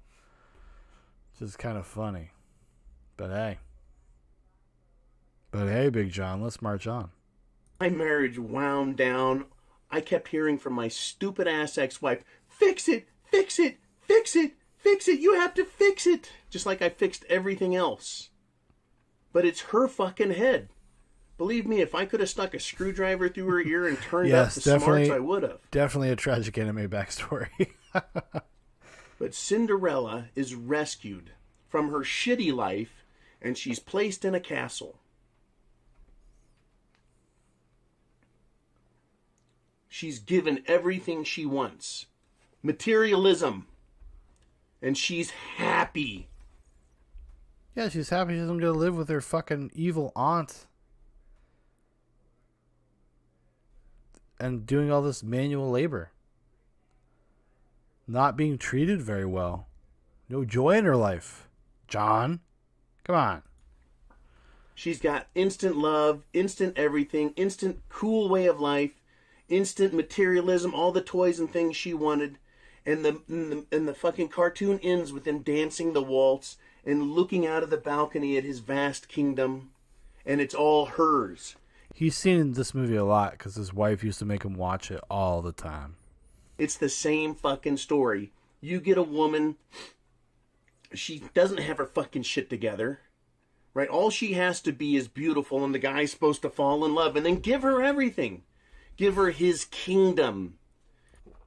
See, that's the weird thing about what he's saying now, because we know, if we've seen Cinderella, or if we've seen any of the Disney movies, like, they're not just like beautiful women. They have characters, they have strength, they have flaws, they're actually pretty well rounded in a weird way. Even going back to Cinderella, she has a character, she has convictions, she has desires. You know, she's not just some sort of empty vessel that gets dragged along the story. It's not really what that story is. So it's interesting that he uses that. I mean, the guy was a fucking prince. All he had to do was find some girl who fit into his shoe. Brave is probably the best case of that. Yeah, well, Brave, obviously a much more modern movie. He's using very traditional, classical examples. What's his name? Oh, my God, the guy who wrote most of these. I'm blanking on it right now. But, I mean, he's going back to the well, and he's not even understanding the stories. He's very angry. She's supposed to instantly be in love with him. Instantly be in love with him. Forever. Yeah, it's a fucking magical conceit for a fairy tale, dude. It isn't literal. You're not supposed to take that away from it. Like, yes, children take that away from it. But by the time you're fucking 12, it's not the same thing. That's all I'm saying, John. And she doesn't have to put any fucking effort into it. She doesn't have to physically touch him, right? How many guys have noted that after a month of hanging out with their girl, they quit wanting to touch him. They quit wanting to give him the sex that they need. That's the trick, right? They're just supposed to magically be okay forever, right? The quality time. What's the quality time you want to spend with your woman? A lot, a little, whatever quality. Balling. Gifts. Oh, this is a big one. A lot of women love to feel loved with gifts. Oh my God, this guy is like a Sam Hyde character. He actually sounds a little bit like Sam Hyde. I wonder if he's from Massachusetts. I wonder if he's from where I used to be from, where I'm from. I don't know if you know who Sam Hyde is, Voyage, but if you look him up, you might find yourself laughing pretty hard. I'll just leave it there. Words of praise and affection. Oh, honey, you look terrific tonight. You know, and acceptance. You have to accept her fat ass. You have to accept her bad attitude. All those things naturally come to men. We try and do our best. We work at it because we are natural doers and fixers. Women, especially these fucking feminist indoctrinated princesses, think they don't have to try. They have an entitlement mentality that they are the princess, whether it's been showered upon them or they didn't even know it. They had no idea, and the prince came along and recognized their greatness with no effort on their part. They bring nothing to the relationship except beauty in the fairy tale and in real life. They think all they have to do is shake their ass and that's good enough. Give you a little bit of this and that. If that was true, we'd all marry strippers, John. We'd all marry the stripper types. Poor John. This man is damaged goods. That. And if this is why I say there's unicorns, because there is a small percentage of women that fucking get it. They give the man the physical touch he wants, the quality time he desires, whatever gifts and acts of service that she can offer. Like he's describing like having a relationship with a woman being akin to like having a slave that does all of these things right for you, what you need. And he's acting as if men are a monolith and they all need the same thing, which is not true, you know? It's just it's this boomer shit, kind of. But there are people, and there's probably a lot of them, that listen to this guy as if he is some sort of guru. I mean, Big John, he's known. I mean, just from me looking at, I just literally looked up like MGTOW, blah, blah, blah. He comes up. He came up like his name kept coming up. Saw it like 10 times. You know, I had that joke video on. I'm over here looking for the next thing to watch. And I keep seeing Big John. So obviously he has a name in this community, which means people engage with his stuff. Right? And she accepts him. She accepts him and she gives him words of praise to the levels and desires that he likes. Have you ever heard of a woman like that? That's why they're fucking unicorns. Because you imagine in your head as men that there's women that'll do those things for you. Just fucking accept me for the way I am. You know, that's what is incredible about this. Imagine if you were a woman, okay, and you ran into... He's like, ridiculous, right? A guy like me, and I'm going to describe myself. Okay, very intelligent, tall, handsome, fucking muscular, right? Driven, hardworking, makes John. a lot of money. Motherfucker. Good provider, confident, powerful, pillar in the fucking community.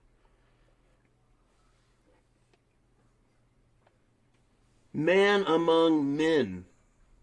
A fucking... Void says, to be honest, as long as whoever I date isn't looking like Chewbacca and has some sort of intelligence I can actually connect to, any curve she's got is secondary, though not undesirable. True story, my friend. Most important thing, equality in a girl, equality in a partner, quality in whatever, is be able to hold a conversation with them. If you have any desire for a long-term thing, if that's your goal, finding a girlfriend or a boyfriend or whatever, is be able to have a fucking conversation with them. You have to have some sort of parity with both intelligence and interest, like on a deeper intellectual level. I'm not talking about the kind of music you listen to or the movies you like. No, that shit does not matter after a while. It is just like these core, basic values, these philosophical underpinnings of your value system is what ends up being important. And you have to be able to hold the conversation to find those things out. Giant, right? A stalwart individual. When you walk into a room, heads fucking turn and look at you. Look at me. Kajam! I'm Big John. I fucking And rule. what does the woman want to do to that? What does the average feminist bitch want to do? She wants to keep me all to herself, take everything I make, and destroy my friendships, destroy my business contacts, destroy everything, and change me into something else that she thinks she wants. There it is. There's the tell. Those were very specific things to mention, Big John. So that's the reveal for Big John. Void says, deep values you both see as the correct way to think. Well, it's not even necessarily that your values have to always align. I think your major things have to align. But it is good to have some disagreement. People may parse words with me about this, but I would say that it's good to have a little bit of disagreement because it keeps you honest. You have to be able to argue with somebody. You need to be able to talk about things when you disagree with them. It's honestly, it is an important quality to maintaining a relationship, is the ability to challenge each other. And not agreeing all the time is perfectly fine. It's just about the attitude you have. Like, you have to be adult enough to just be able to agree, not agree to disagree, but have the courage to disagree and talk through it and find out how the other person actually feels and thinks, because sometimes it's just a process. Void says, fuck that. If I walk into a room and everyone looks at me, I'm hiding behind whatever girl I'm with. Nah, dude, you gotta be arguments are the best storm to test in a relationship. Well, arguments, it's how you conclude an argument, and if you allow it to fester. Letting things go is a big part of like having long-term relationships. I've been together with my wife for 8 years. We've been together for 8 years. We've been married for 6. And we got together when we were in our mid-20s. And that is the biggest thing I could say is a lesson that I have learned in almost a decade with being somebody, is learning to let shit go. Like, you cannot harbor resentments long-term. It is ruinous. It is cancerous. And then you can't ever progress as a couple, because you'll find you're going to go through different modes. You're going to go through different, you're going to be different people at different times in your life. You don't stop changing. You keep maturing in different ways, and you keep getting older. And you keep kind of reassessing who you are and what you believe as you get older. There's no static nature to this kind of stuff. So it's important to like kind of have that kind of healthy acceptance of those kind of differences with your partner. When all those things that I described about myself are what attracted them to me in the first place. That is how fucking stupid feminists are. They see something, they want it, they see what they can get out of it, and then they go about destroying it.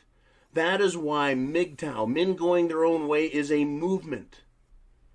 It is men on all fronts pushing one way, running the fuck away from these harrowing crowds of brass brassiere, pantied, ridiculous creatures that think they're worth something.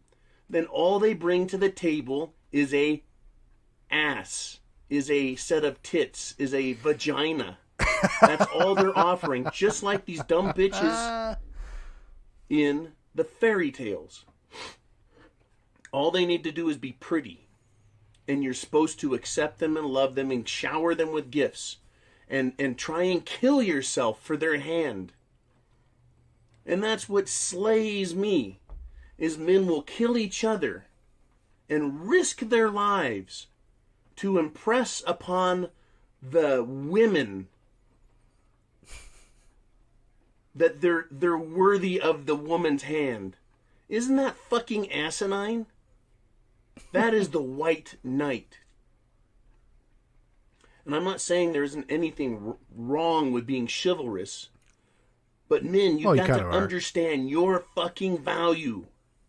You are the valuable one in the relationship. Okay? She is the prize, but you... See, this is a weird thing. There's nothing... This has become us laughing, criticizing some guy not even on YouTube anymore. I know, man, but this is the work, okay?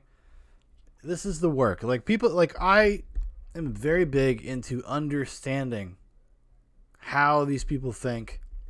All different. When I get into like kind of different internet subcultures or just different subcultures, I actually want to know, and I want to understand where this person is coming from. I want to understand it. I don't have to agree with it. I don't have to like it, but it's important when you have people that you disagree with or find weird or whatever, fucking understand where they're coming from. Try to figure it out. That's how you get better as a society, in my opinion. That's because I'm fucking cool guy Shaun. I always have the right answer. It's called arrogance. No, I really do. I really try to really go deep into this shit sometimes. I know, it might not be the best content. It might be a little bit boring to watch. I understand that. I get it. It can't always be people fucking barnyard animals. Sometimes we're just listening to a dude rant in an RV. But hey, such is life. But like, seriously, I'll probably spend the next week just focusing in on MGTOW stuff, and like within and then a couple weeks later maybe I'll do one of these nightcaps that's more prepared, because I am new to most of this stuff, so I'm just kind of discovering this guy. I know what MGTOWs are. I've listened to a lot of interviews, but never like this, because this is raw. This is personal. This is probably more representative of the actual ethos of a lot of those guys. And I have a problem with these guys because I think they go into the incel communities. They go into these communities with these young dudes that are like in their late teens, early 20s, and they fucking ruin their perception of what relationships are. I mean, if you didn't know any better and you heard this kind of shit, and you're just like, oh, he's speaking confidently. He seems like he's been through some things. Maybe I should listen to him. I don't know. This is the give and take with this stuff. Like, I'm not a censorious person. I don't think these people should be removed from the internet or whatever. But I think you combat bad speech with good speech. So I'm putting my money where my mouth is, I guess. Even though I am completely unequipped and don't trust anything I say. You have the value. The same way when navies would battle at sea, the winner takes the prize. Takes the prize. You don't act stupid to get the prize. You have to destroy the enemy. You have to conquer and win. And then you get the prize.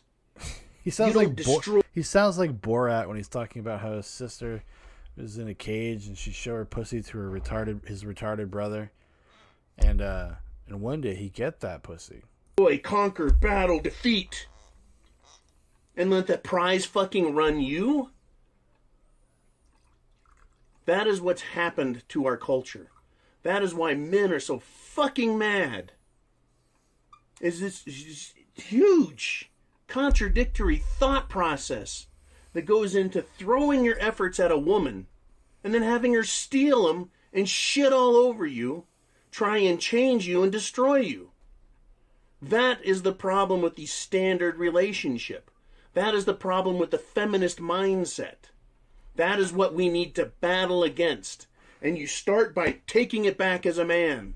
Well, there you go, my friend. Being a fucking man. You spell yours differently, though. You're a scene. That's okay. You could be... If your middle name's Patrick, then you can be in a gang with me and a guy in high school. Sean Patrick's only gang. Chapang. And taking it away from them. Go your own way. Be your own man. And if you want a woman, you don't treat her like a fucking princess. You treat her like the prize.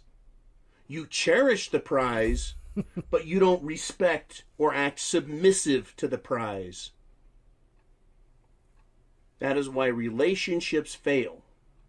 That is why feminist whores, gold-digging feminist whores, gold-digging, money-grubbing, man-killing feminist cunts need to be... Whoa! Really ramped up quickly there. Sean Bean. Well, I know there's an actor named Sean Bean. Your middle name is Bean? That would be interesting. Denied our resources, our bodies, and our cocks. Our cocks. That is why the blowjob is so fucking important. On your knees, woman, suck my cock. That is how it works. Whoa. It is an act of... Whoa. You know, like he was saying some stupid shit, but I feel like he really just revealed his power level, right? He really reveals in these moments like where he's coming from. See, this is why you have to watch these fucking videos. Because you can watch the first 10 minutes of this and be like, oh, okay, you know, like I think he's being pedantic, reductive, whatever.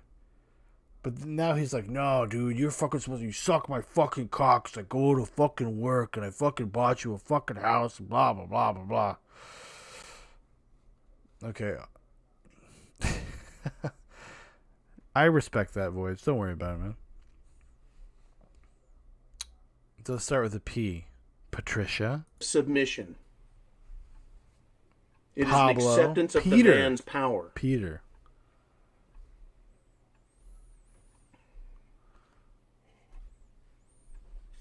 Now back to the gentle topic of love. Love. After you've just sucked my fucking How does the monster man love cock. the woman? After you just He sucked my physically monster touches her fucking and cock. caresses her. He spends some quality time with her. He gives her gifts. He gives her words of praise. He does acts of service for her, kindness, and he accepts her for the way she is. He does all those things for her, as well as working 40 to 80 fucking hours a week. How about some goddamn respect, you bunch of feminist bitches? We're supposed to do all that. Like, he's literally just talking about himself. He's literally just talking about his own life. It's it's funny, it's sad, it's you know, it is no pun all three. This man has some shit happen to him, though. I feel really sorry. I feel sorry for him too, and I'm glad you feel that way, Voice, because it's important to feel empathetic for people that are like this, that are find themselves in this place. And we need to understand Big John. We got to figure out, why is Big John Big John? Gonna make it my mission over the next week or so, probably. And work while you go sit in a fucking desk and play Candy Crusher or whatever the current fucking game is. Jeez, sit on so Facebook specific, so specific. and talk about shit and talk your man down. Talk about how you're going to change him and take all of his shit while working on your fucking fingernails and your hair. That's how this fucking works. He's about to cry. He's about to fucking cry when he's talking about it. This is what happened to him. This is what happened to him.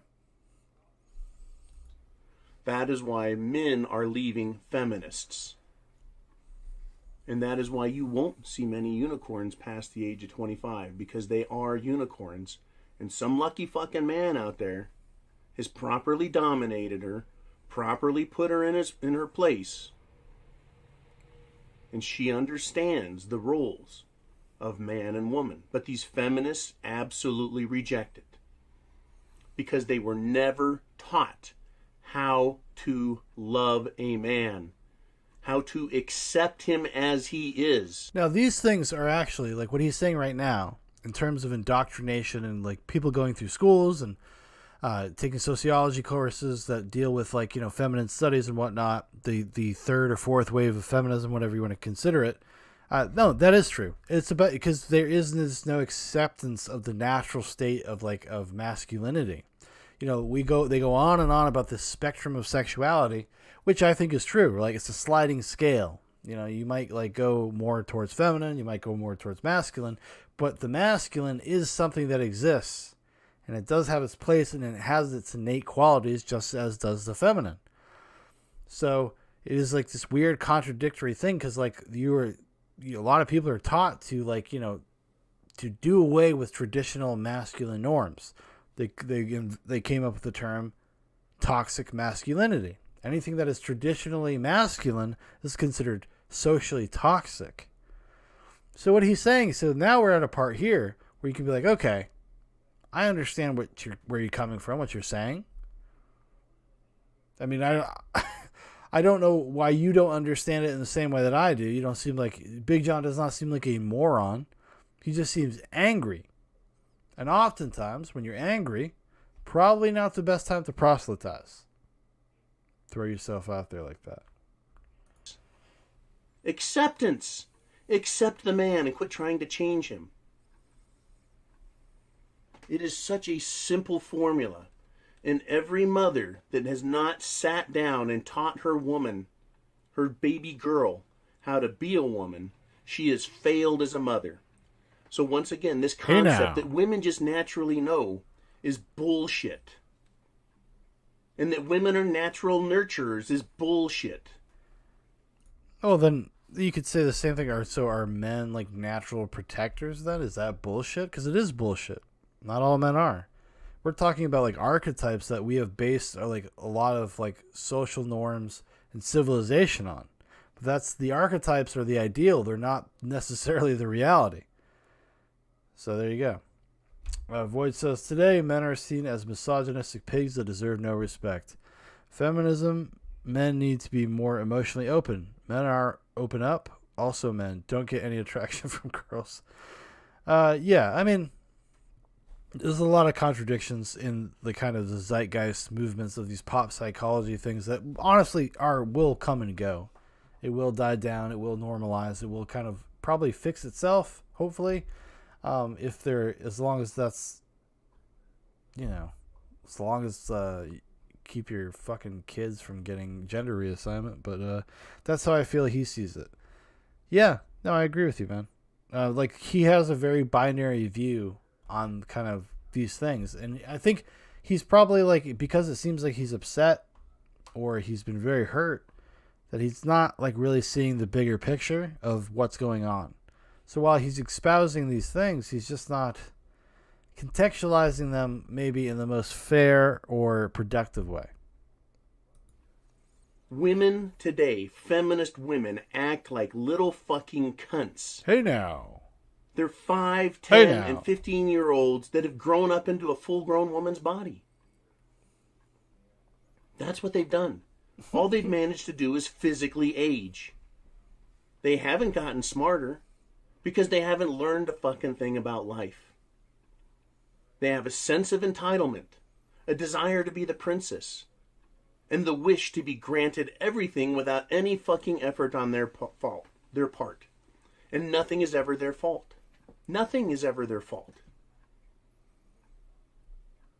And what they want to do is break down and start crying and have you perform all manner of act and love and service for them, trying to satisfy them. Boo hoo hoo hoo, give me what I want, I just want. That's all you ever hear from women that are feminists. I just want. And you're supposed to give. And God forbid you make the mistake of marrying them. When you get to the divorce part, you are fucked. Because they go from, boo hoo hoo, I just want to, I'm getting an attorney and I want all your shit and I'm taking the kids and I'm going to destroy you and all your friends and your bosses, and they just start fucking telling you how they're going to ruin your life. Because they've been put in a position and given the power to do so. Women don't know how to love men. They don't know how to respect men. They need to be taught that by their mothers. Oh, AC just kicked on, John. Until they are going to be nothing but worthless trollops and parasites. Okay, I got the gist of this one. So we're going to jump ahead. We're going to do one more Big John video before we sign off for the night. I think I got one more in me. We'll pick a shorter one. Shills, simps, fools, and followers. This man has some emotional problems. I know it's because his wife took his life and now he's this way. Yeah, no, it's very obvious. This is very personal. Like, there are specific things he's mentioning here. He's revealing to us slowly, subtly, the circumstances by which he comes to this worldview. That's why, like, the work of getting into subcultures and getting into things, this guy is actually a good resource. Because he is, like, kind of a window into a larger perspective, the larger worldview. Because if he is popular in this community, we can assume a lot of people in the MGTOW community agree with Big John and his worldview. So he's a good avatar for us to kind of discover this stuff. Discover the mindset. Discover how they think. And I don't say this, you know, I'm not trying to do this just to denigrate or to be a dick or anything like that. I'm just saying, like, understand these people. Understand them. Or it's your peril. Hello, this is John, host of MGTOW is Freedom.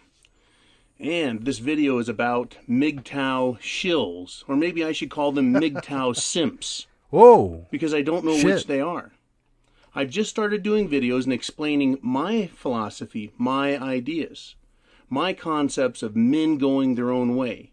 I've had my own independent views on being a man and how it works for a long time, and I've developed them just as many of you have developed your own. But I did a video and I've got a comment here by Don't Give a Shit. And he wrote to me,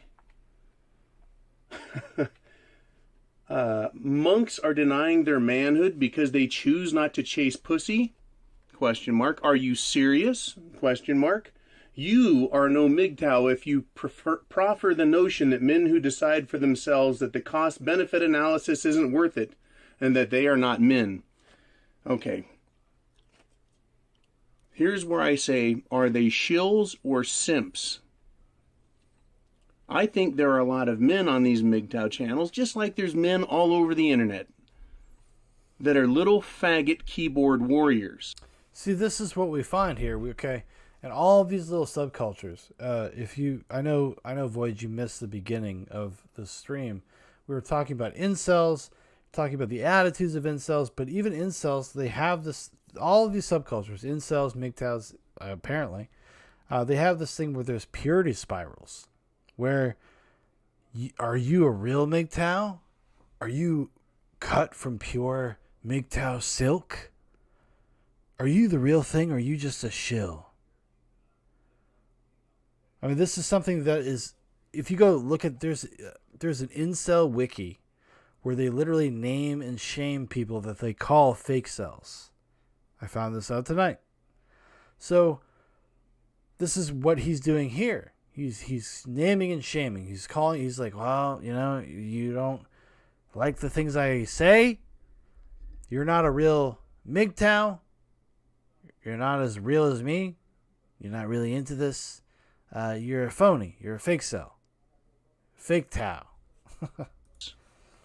That are complete and total pussies, and their job, they think, is to go about criticizing others. If you wish to discuss, debate... He's got, like, dumb dad energy. Like this, like a fucking moron dad, but he's very confident in what he says. He thinks he's the bee's knees, but he's actually an idiot. Like, this is what I feel like right now, like, listening to this guy, this camera angle especially. Analyze, throw some ideas out there. In other words, have a conversation about men going their own way, then do that. Do that. Because on the internet, all we've got is the ability to converse. It is the first level of interaction between humans. Right? Conversation. So I responded to this fellow. Don't give a shit. And I wrote, I'm going to ask you this. If sex is important to you, it is... if sex is important to you, and if it is and you deny it, you are denying yourself. What I'm saying is, if you choose as a man to go your own way, and if you choose sex is important, then you choose the way you want to have that sex. As long as you're making all the decisions as the man, you're going your way. The converse of that, don't give a shit, is if you're having sex with a woman on her terms and her conditions, you are not going your way, you are going her way. So you are wanting sex as a man, but you're having it under someone else's conditions, and therefore you're being controlled. Yeah, but his answer to this is to be the controller. He's not going to like posit some sort of mutual satisfaction paradigm or anything like that, or that's just not what's going to happen. Like his idea of it, like we just heard in the last video, which was like 6 videos before this one. You suck my cock. I provide for you. This is how this works, motherfucker. Just saying. If you want to have sex and you are going your own way, you will have sex under the conditions you wish. But if you are a man and you are not having sex and you want to and you deny yourself only because you cannot deal with women, you fear them, whatever, then you are denying your manhood because you have chosen or said to yourself, sex is important to me. If sex is important to you and you're denying yourself, you are denying your manhood. You fucking got it? Now, let's go back the other way. If you think being a monk is appropriate, and if you have chosen that on your own and come to that conclusion for yourself, then you are indeed also going your own way. You can choose or not choose to have sex as a man. It is your choice as a man. But to claim that the only way to be MGTOW is to be a monk is totally incorrect. Go your own way. So I think this guy's a fucking shill. All he does is fucking harass. And he wrote another one down here. John wrote that he has a girlfriend. Yeah, I have a girl. She is a friend. Oh. How fucking hard is that to understand? See, a lot of these guys, when they get into this, the rigmarole of this, like, you find out that they are their own version of a grifter. Just saying. Just saying, John. He's going to say this thing. He's like, yes, I have a friend that is a girl. But we don't do anything. It ain't like that for me. I'm not one of these simps. Let's see. She does not control me, and she's not a bitch. I can choose what kind of friends I have. There are lots of assholes out there that are men that I would call friend. Big fucking deal. As long as they don't intimidate me, bully me, or control me, I'm my own man. Do you get it? So I guess he's responding to the idea, like, yeah, like avoid just saying purity spirals are dangerous. They are. They're super dangerous. But he's responding to some men in the MGTOW community that think that even if you have a friend that is female, that this is problematic. Then you're not really MGTOW. Interesting stuff. So, is he a shill? Are people like this guy a shill? What he's trying to do is use stupid fucking arguments to bully me, to shame me, to control me, to bring me in line with what he thinks is proper, by trying to belittle me and ask rhetorical negative questions about me on my own videos. If he wanted to, if anyone wants to have a discussion, I'm open to it. But when you attack, that is called offense. It is an aggressive move and part of a fight. This is about conversation on YouTube. If you want to fucking fight me, come to Reno, Nevada. I'll come meet you. And we'll settle it more in the man style. You fucking got it? In other words, you want a fucking piece of me, you little bitch? That's what being a fucking man is. If you can't settle it with conversation, if you don't want to be civilized and discuss things in a calm, rational, intelligent manner, then we're reduced to fighting about who's right with fists. Very manly. Instead, you make little innuendos and fucking double entendres and play fucking word games with me? Bitch? Is that what you fucking think? That you can play little snotty-ass games, you little fucking cunt? I don't take shit off of women or men that fucking cross me. What, this guy left a pretty benign comment on your video, guy. This is a pretty strong response. Just saying. I'm talking to you, you little fucking whore. You're a goddamn simp. If all you can do, Simps. if all you can do is follow Simps someone and else's ambience. philosophy, that's not your own. That's called the cult of personality. When you follow someone else, a charismatic leader, and you don't think for yourself and you take everything they say as gospel truth, as God's word itself, you're a fucking dunderhead unless you have adopted those things that matter to you and applied them to you in your life, your experience, with who you are, what you look like, the amount of money you make, where you fucking live, every circumstance, independent and individual to yourself. You fucking got that? You got that, you simp, bitch? You understand It's me? so fucking simple. Do not leave comments on my video. I will take great offense. MGTOW, men going their own way.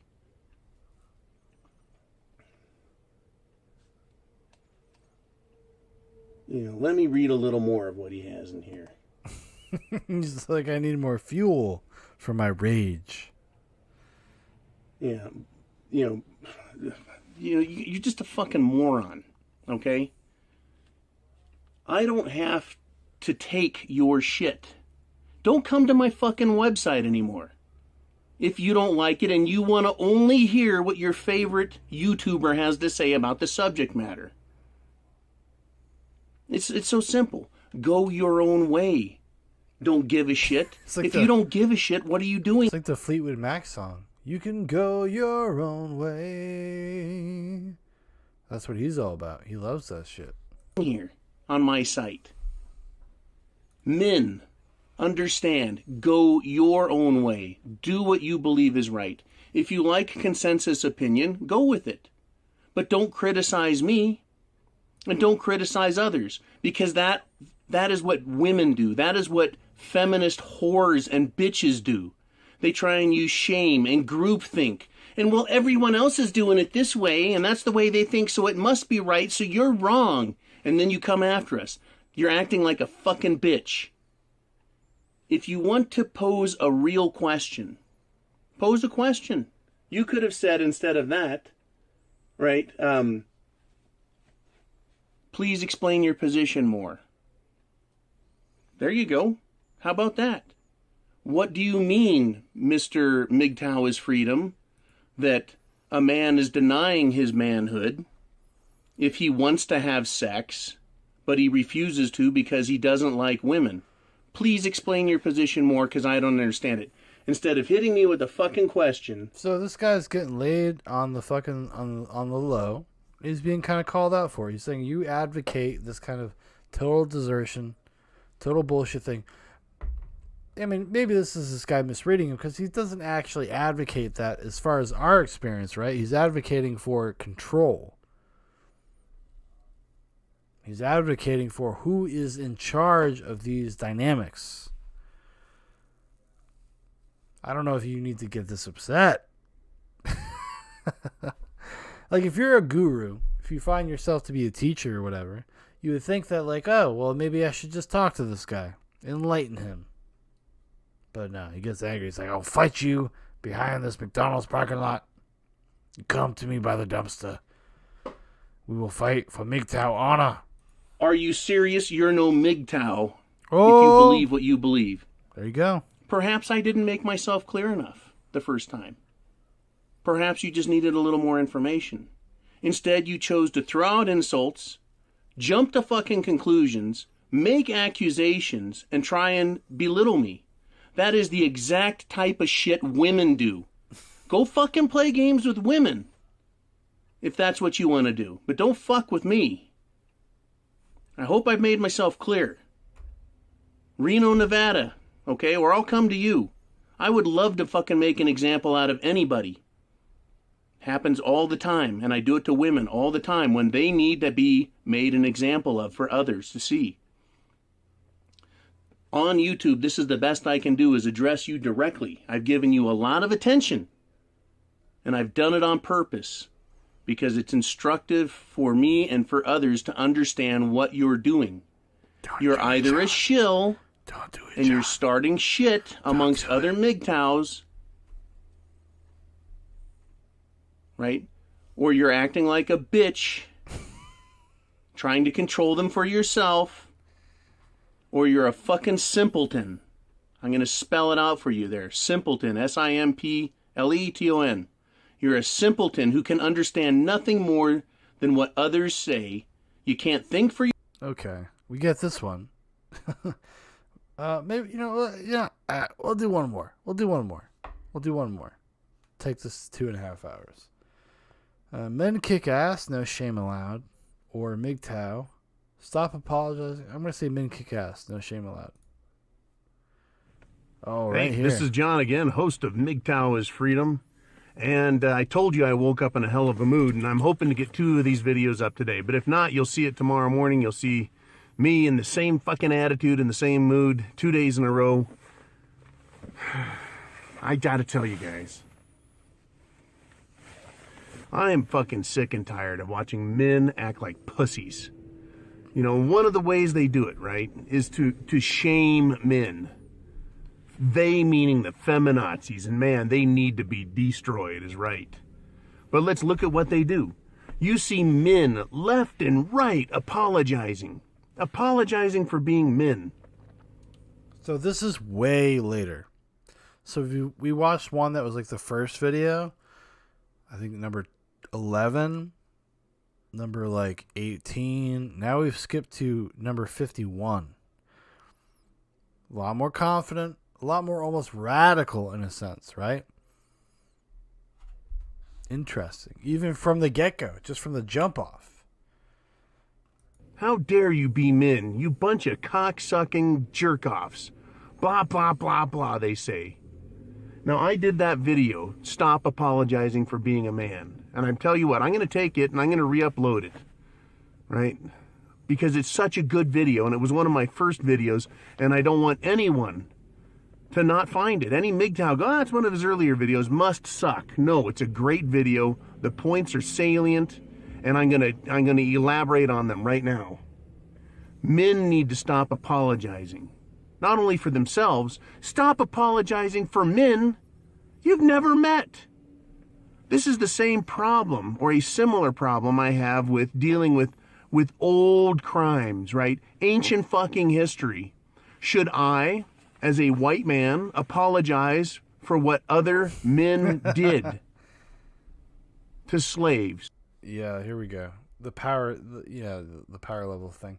Because this is something like I could be like, no, I'm not into like Old Testament style sins of the father type stuff.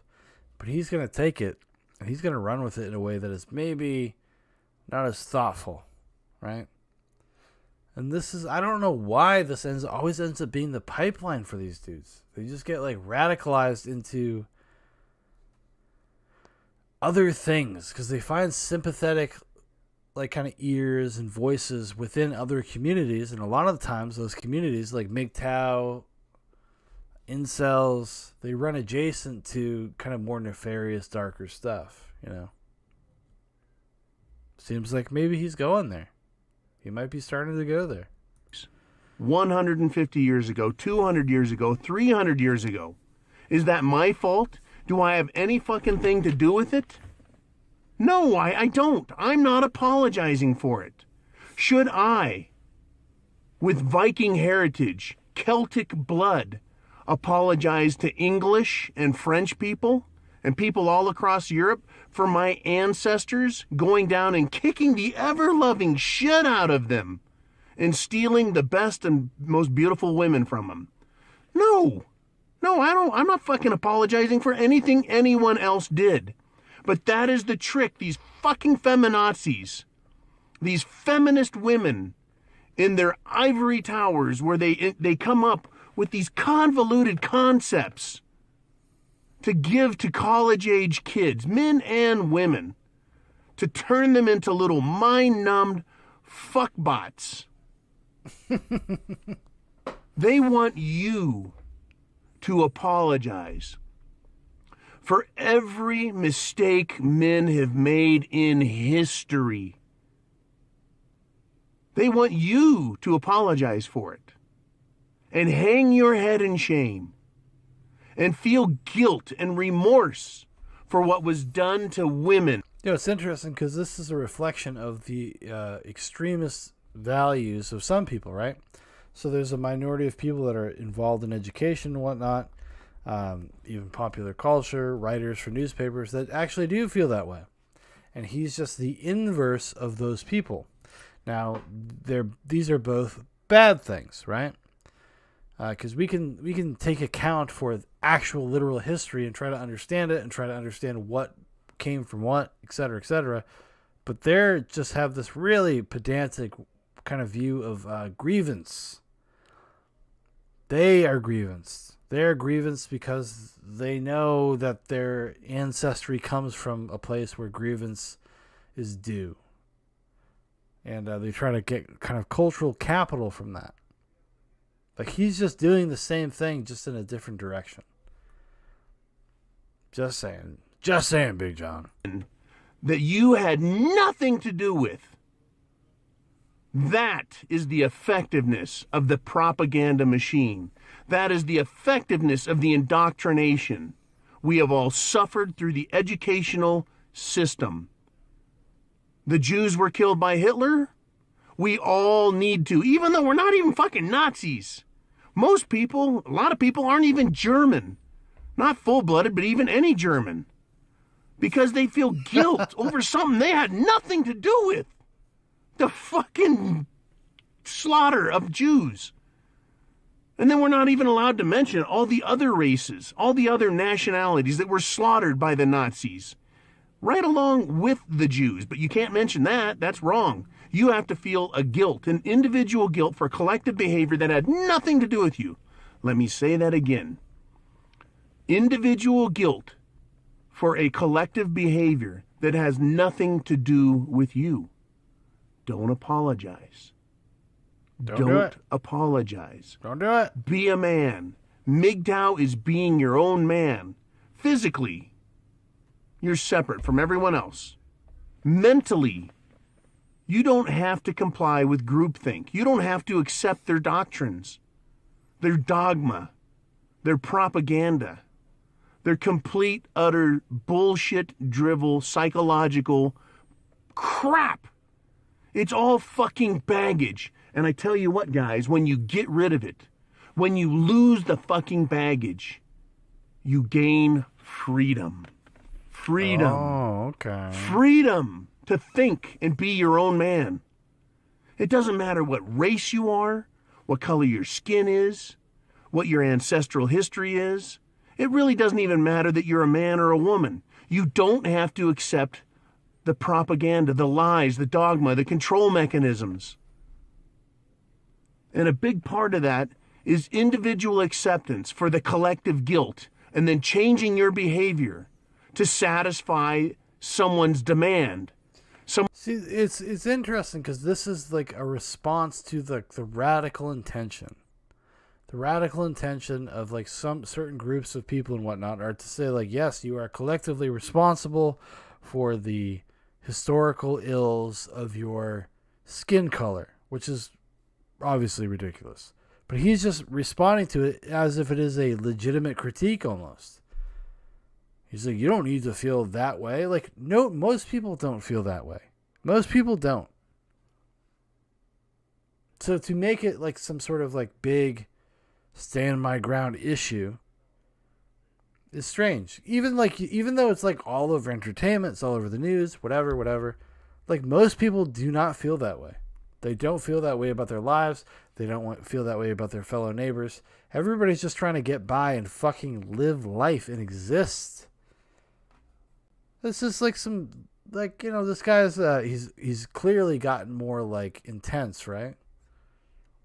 Because this is obviously much later.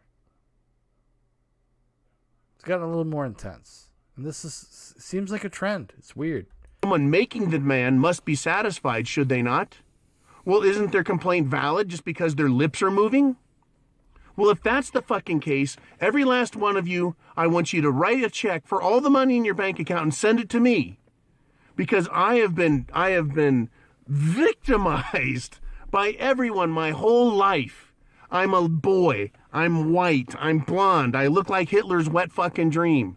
I've got it too easy. I'm too charming. Everything comes easy to me. I've been victimized for all that because everyone has worked against me my whole life. So just send me all your money. I just made a demand. My lips moving. Rub, rub, rub, rub, rub. Why isn't anyone buying it? Because what I have to say isn't part of the indoctrination.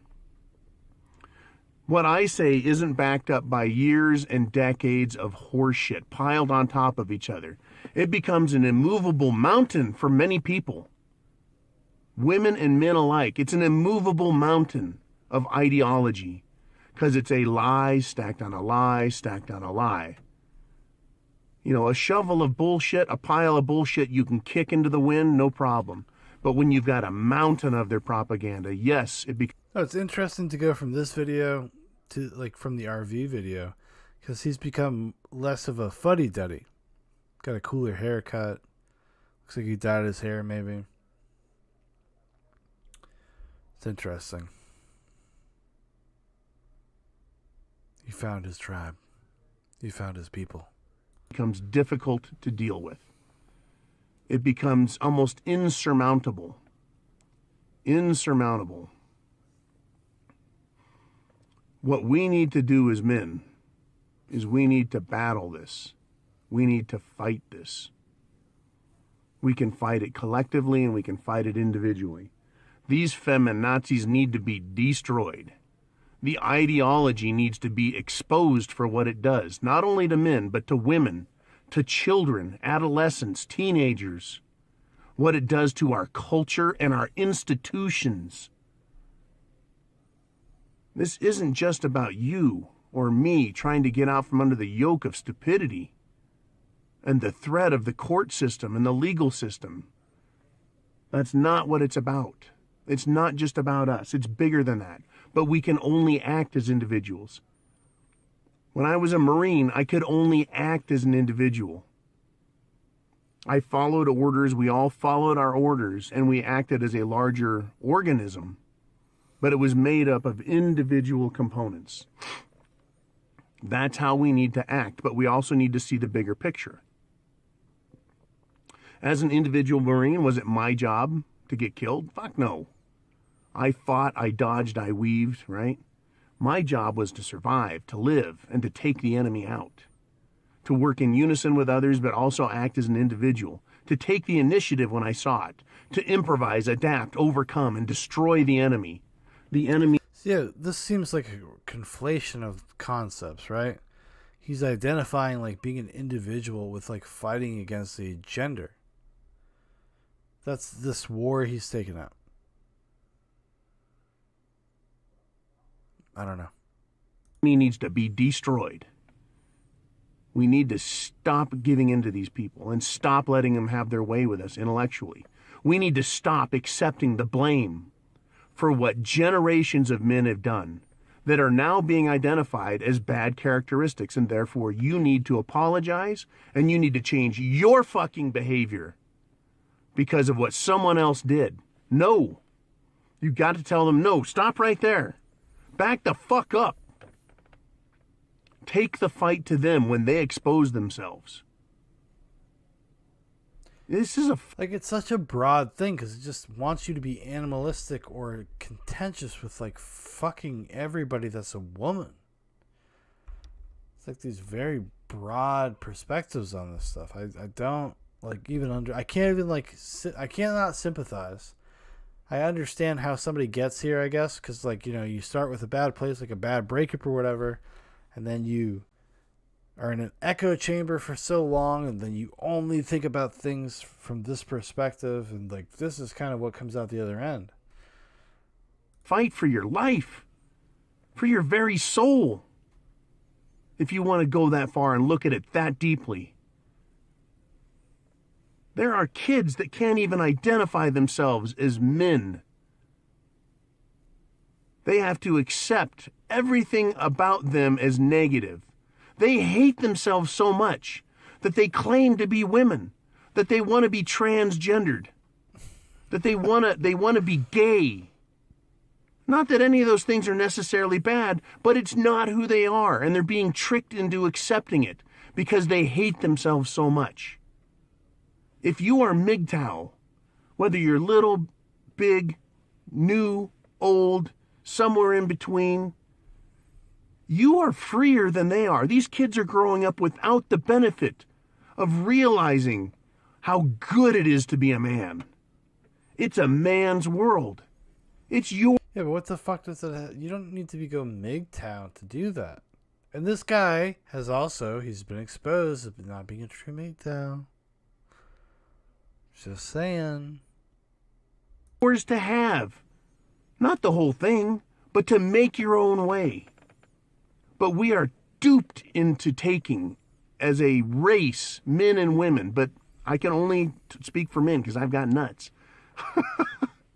And we're duped into accepting this notion that we're guilty for all time, for all sins. We've got to let that go as individuals and get behind other men. And I've said a big part of my channel is identifying stuff and then encouraging men to throw off the shackles.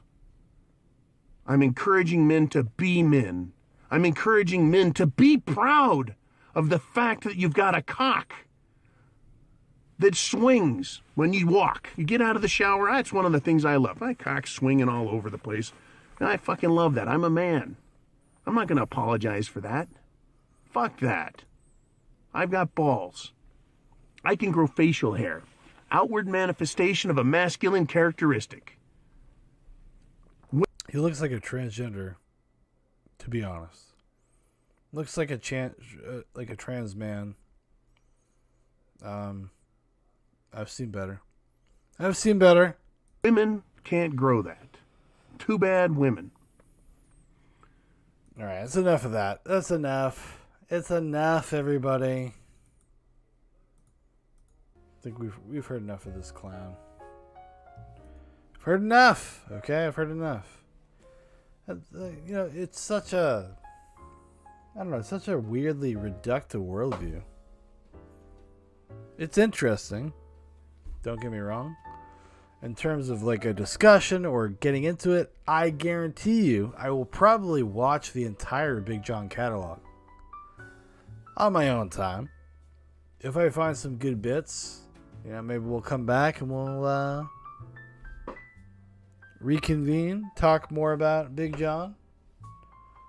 I'm definitely down for that. But let me tell you something. When you live the life of Big John, you don't fight for your relationships. You don't fight for your life. You don't fight for things like that. Okay, you know what you're missing out on? Things like this. Okay? Look at this beautiful fucking little image here. My wife caught this earlier. Watching Ernest Saves Christmas. Just hanging out with the kid on the bed. He falls asleep on top of me. We're watching this beautiful Christmas movie next to the Christmas tree. And we did it in a world where our life is not perfect and our relationship isn't perfect. And we have to work through things and fight for things. Nobody's gonna fucking hand you something like that. You gotta want it. Gotta need it.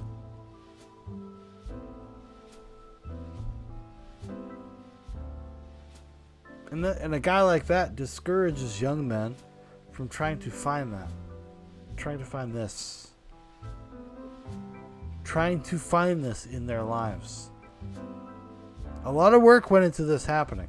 This image, this encapsulation of the moment in time, but it's also a metaphor for my entire life. And everything I've worked towards to get to that. Okay? So when the MGTOWs, young dudes, you find this young MGTOW men, you find this video, know that there is something else. And it is not all as it seems. It's not all just the surface pedantic level of finding stuff like this. It's not. There's other things out there. Other things to work towards. Give it a shot. Give it a fucking shot. No matter how weird you are, how awkward you are, whatever. Give it a fucking shot. And I can speak as a formerly awkward and weird. Well, sometimes in some ways I still am. So don't think I don't understand, but don't listen to people like Big John. That's cancer. That's cancerous. It ain't good. I don't respect it. All right, everybody. That's going to do it for tonight's Nightcap. Thank you so much for watching. Whether you're here now, like Voyage. Thank you, Voyage, for hanging out. Or you're in the future, watching the replay, watching the VOD. Thank you. I appreciate it. Anyways, if you'd like to know more about Zoobox, there's a bunch of links in the description for Instagram, Facebook, Twitter. Also, if you'd like to make a recommendation for something, a topic you'd like to have covered on Nightcap, maybe a rabbit hole, something we could get into, leave it in the comments. Also, if there's anything interesting, what do you think about the MGTOWs? What do you think about this lifestyle? Are you a MGTOW? Have you ever flirted with MGTOWism? Are you an incel looking for his way out? Drop me a line. We got zooboxpodcast@gmail.com. Come on over. We'll talk. We can do an interview. Be cool. Be interesting. Love to hear from you. All right, everybody. You have the best night ever, and Merry Christmas. And Merry Christmas. This is going to be the only live stream probably this week, because people are, getting married and buying houses. It's going to be fun. There will be plenty of content, though. I always make sure there's content. All right, everybody. Good night.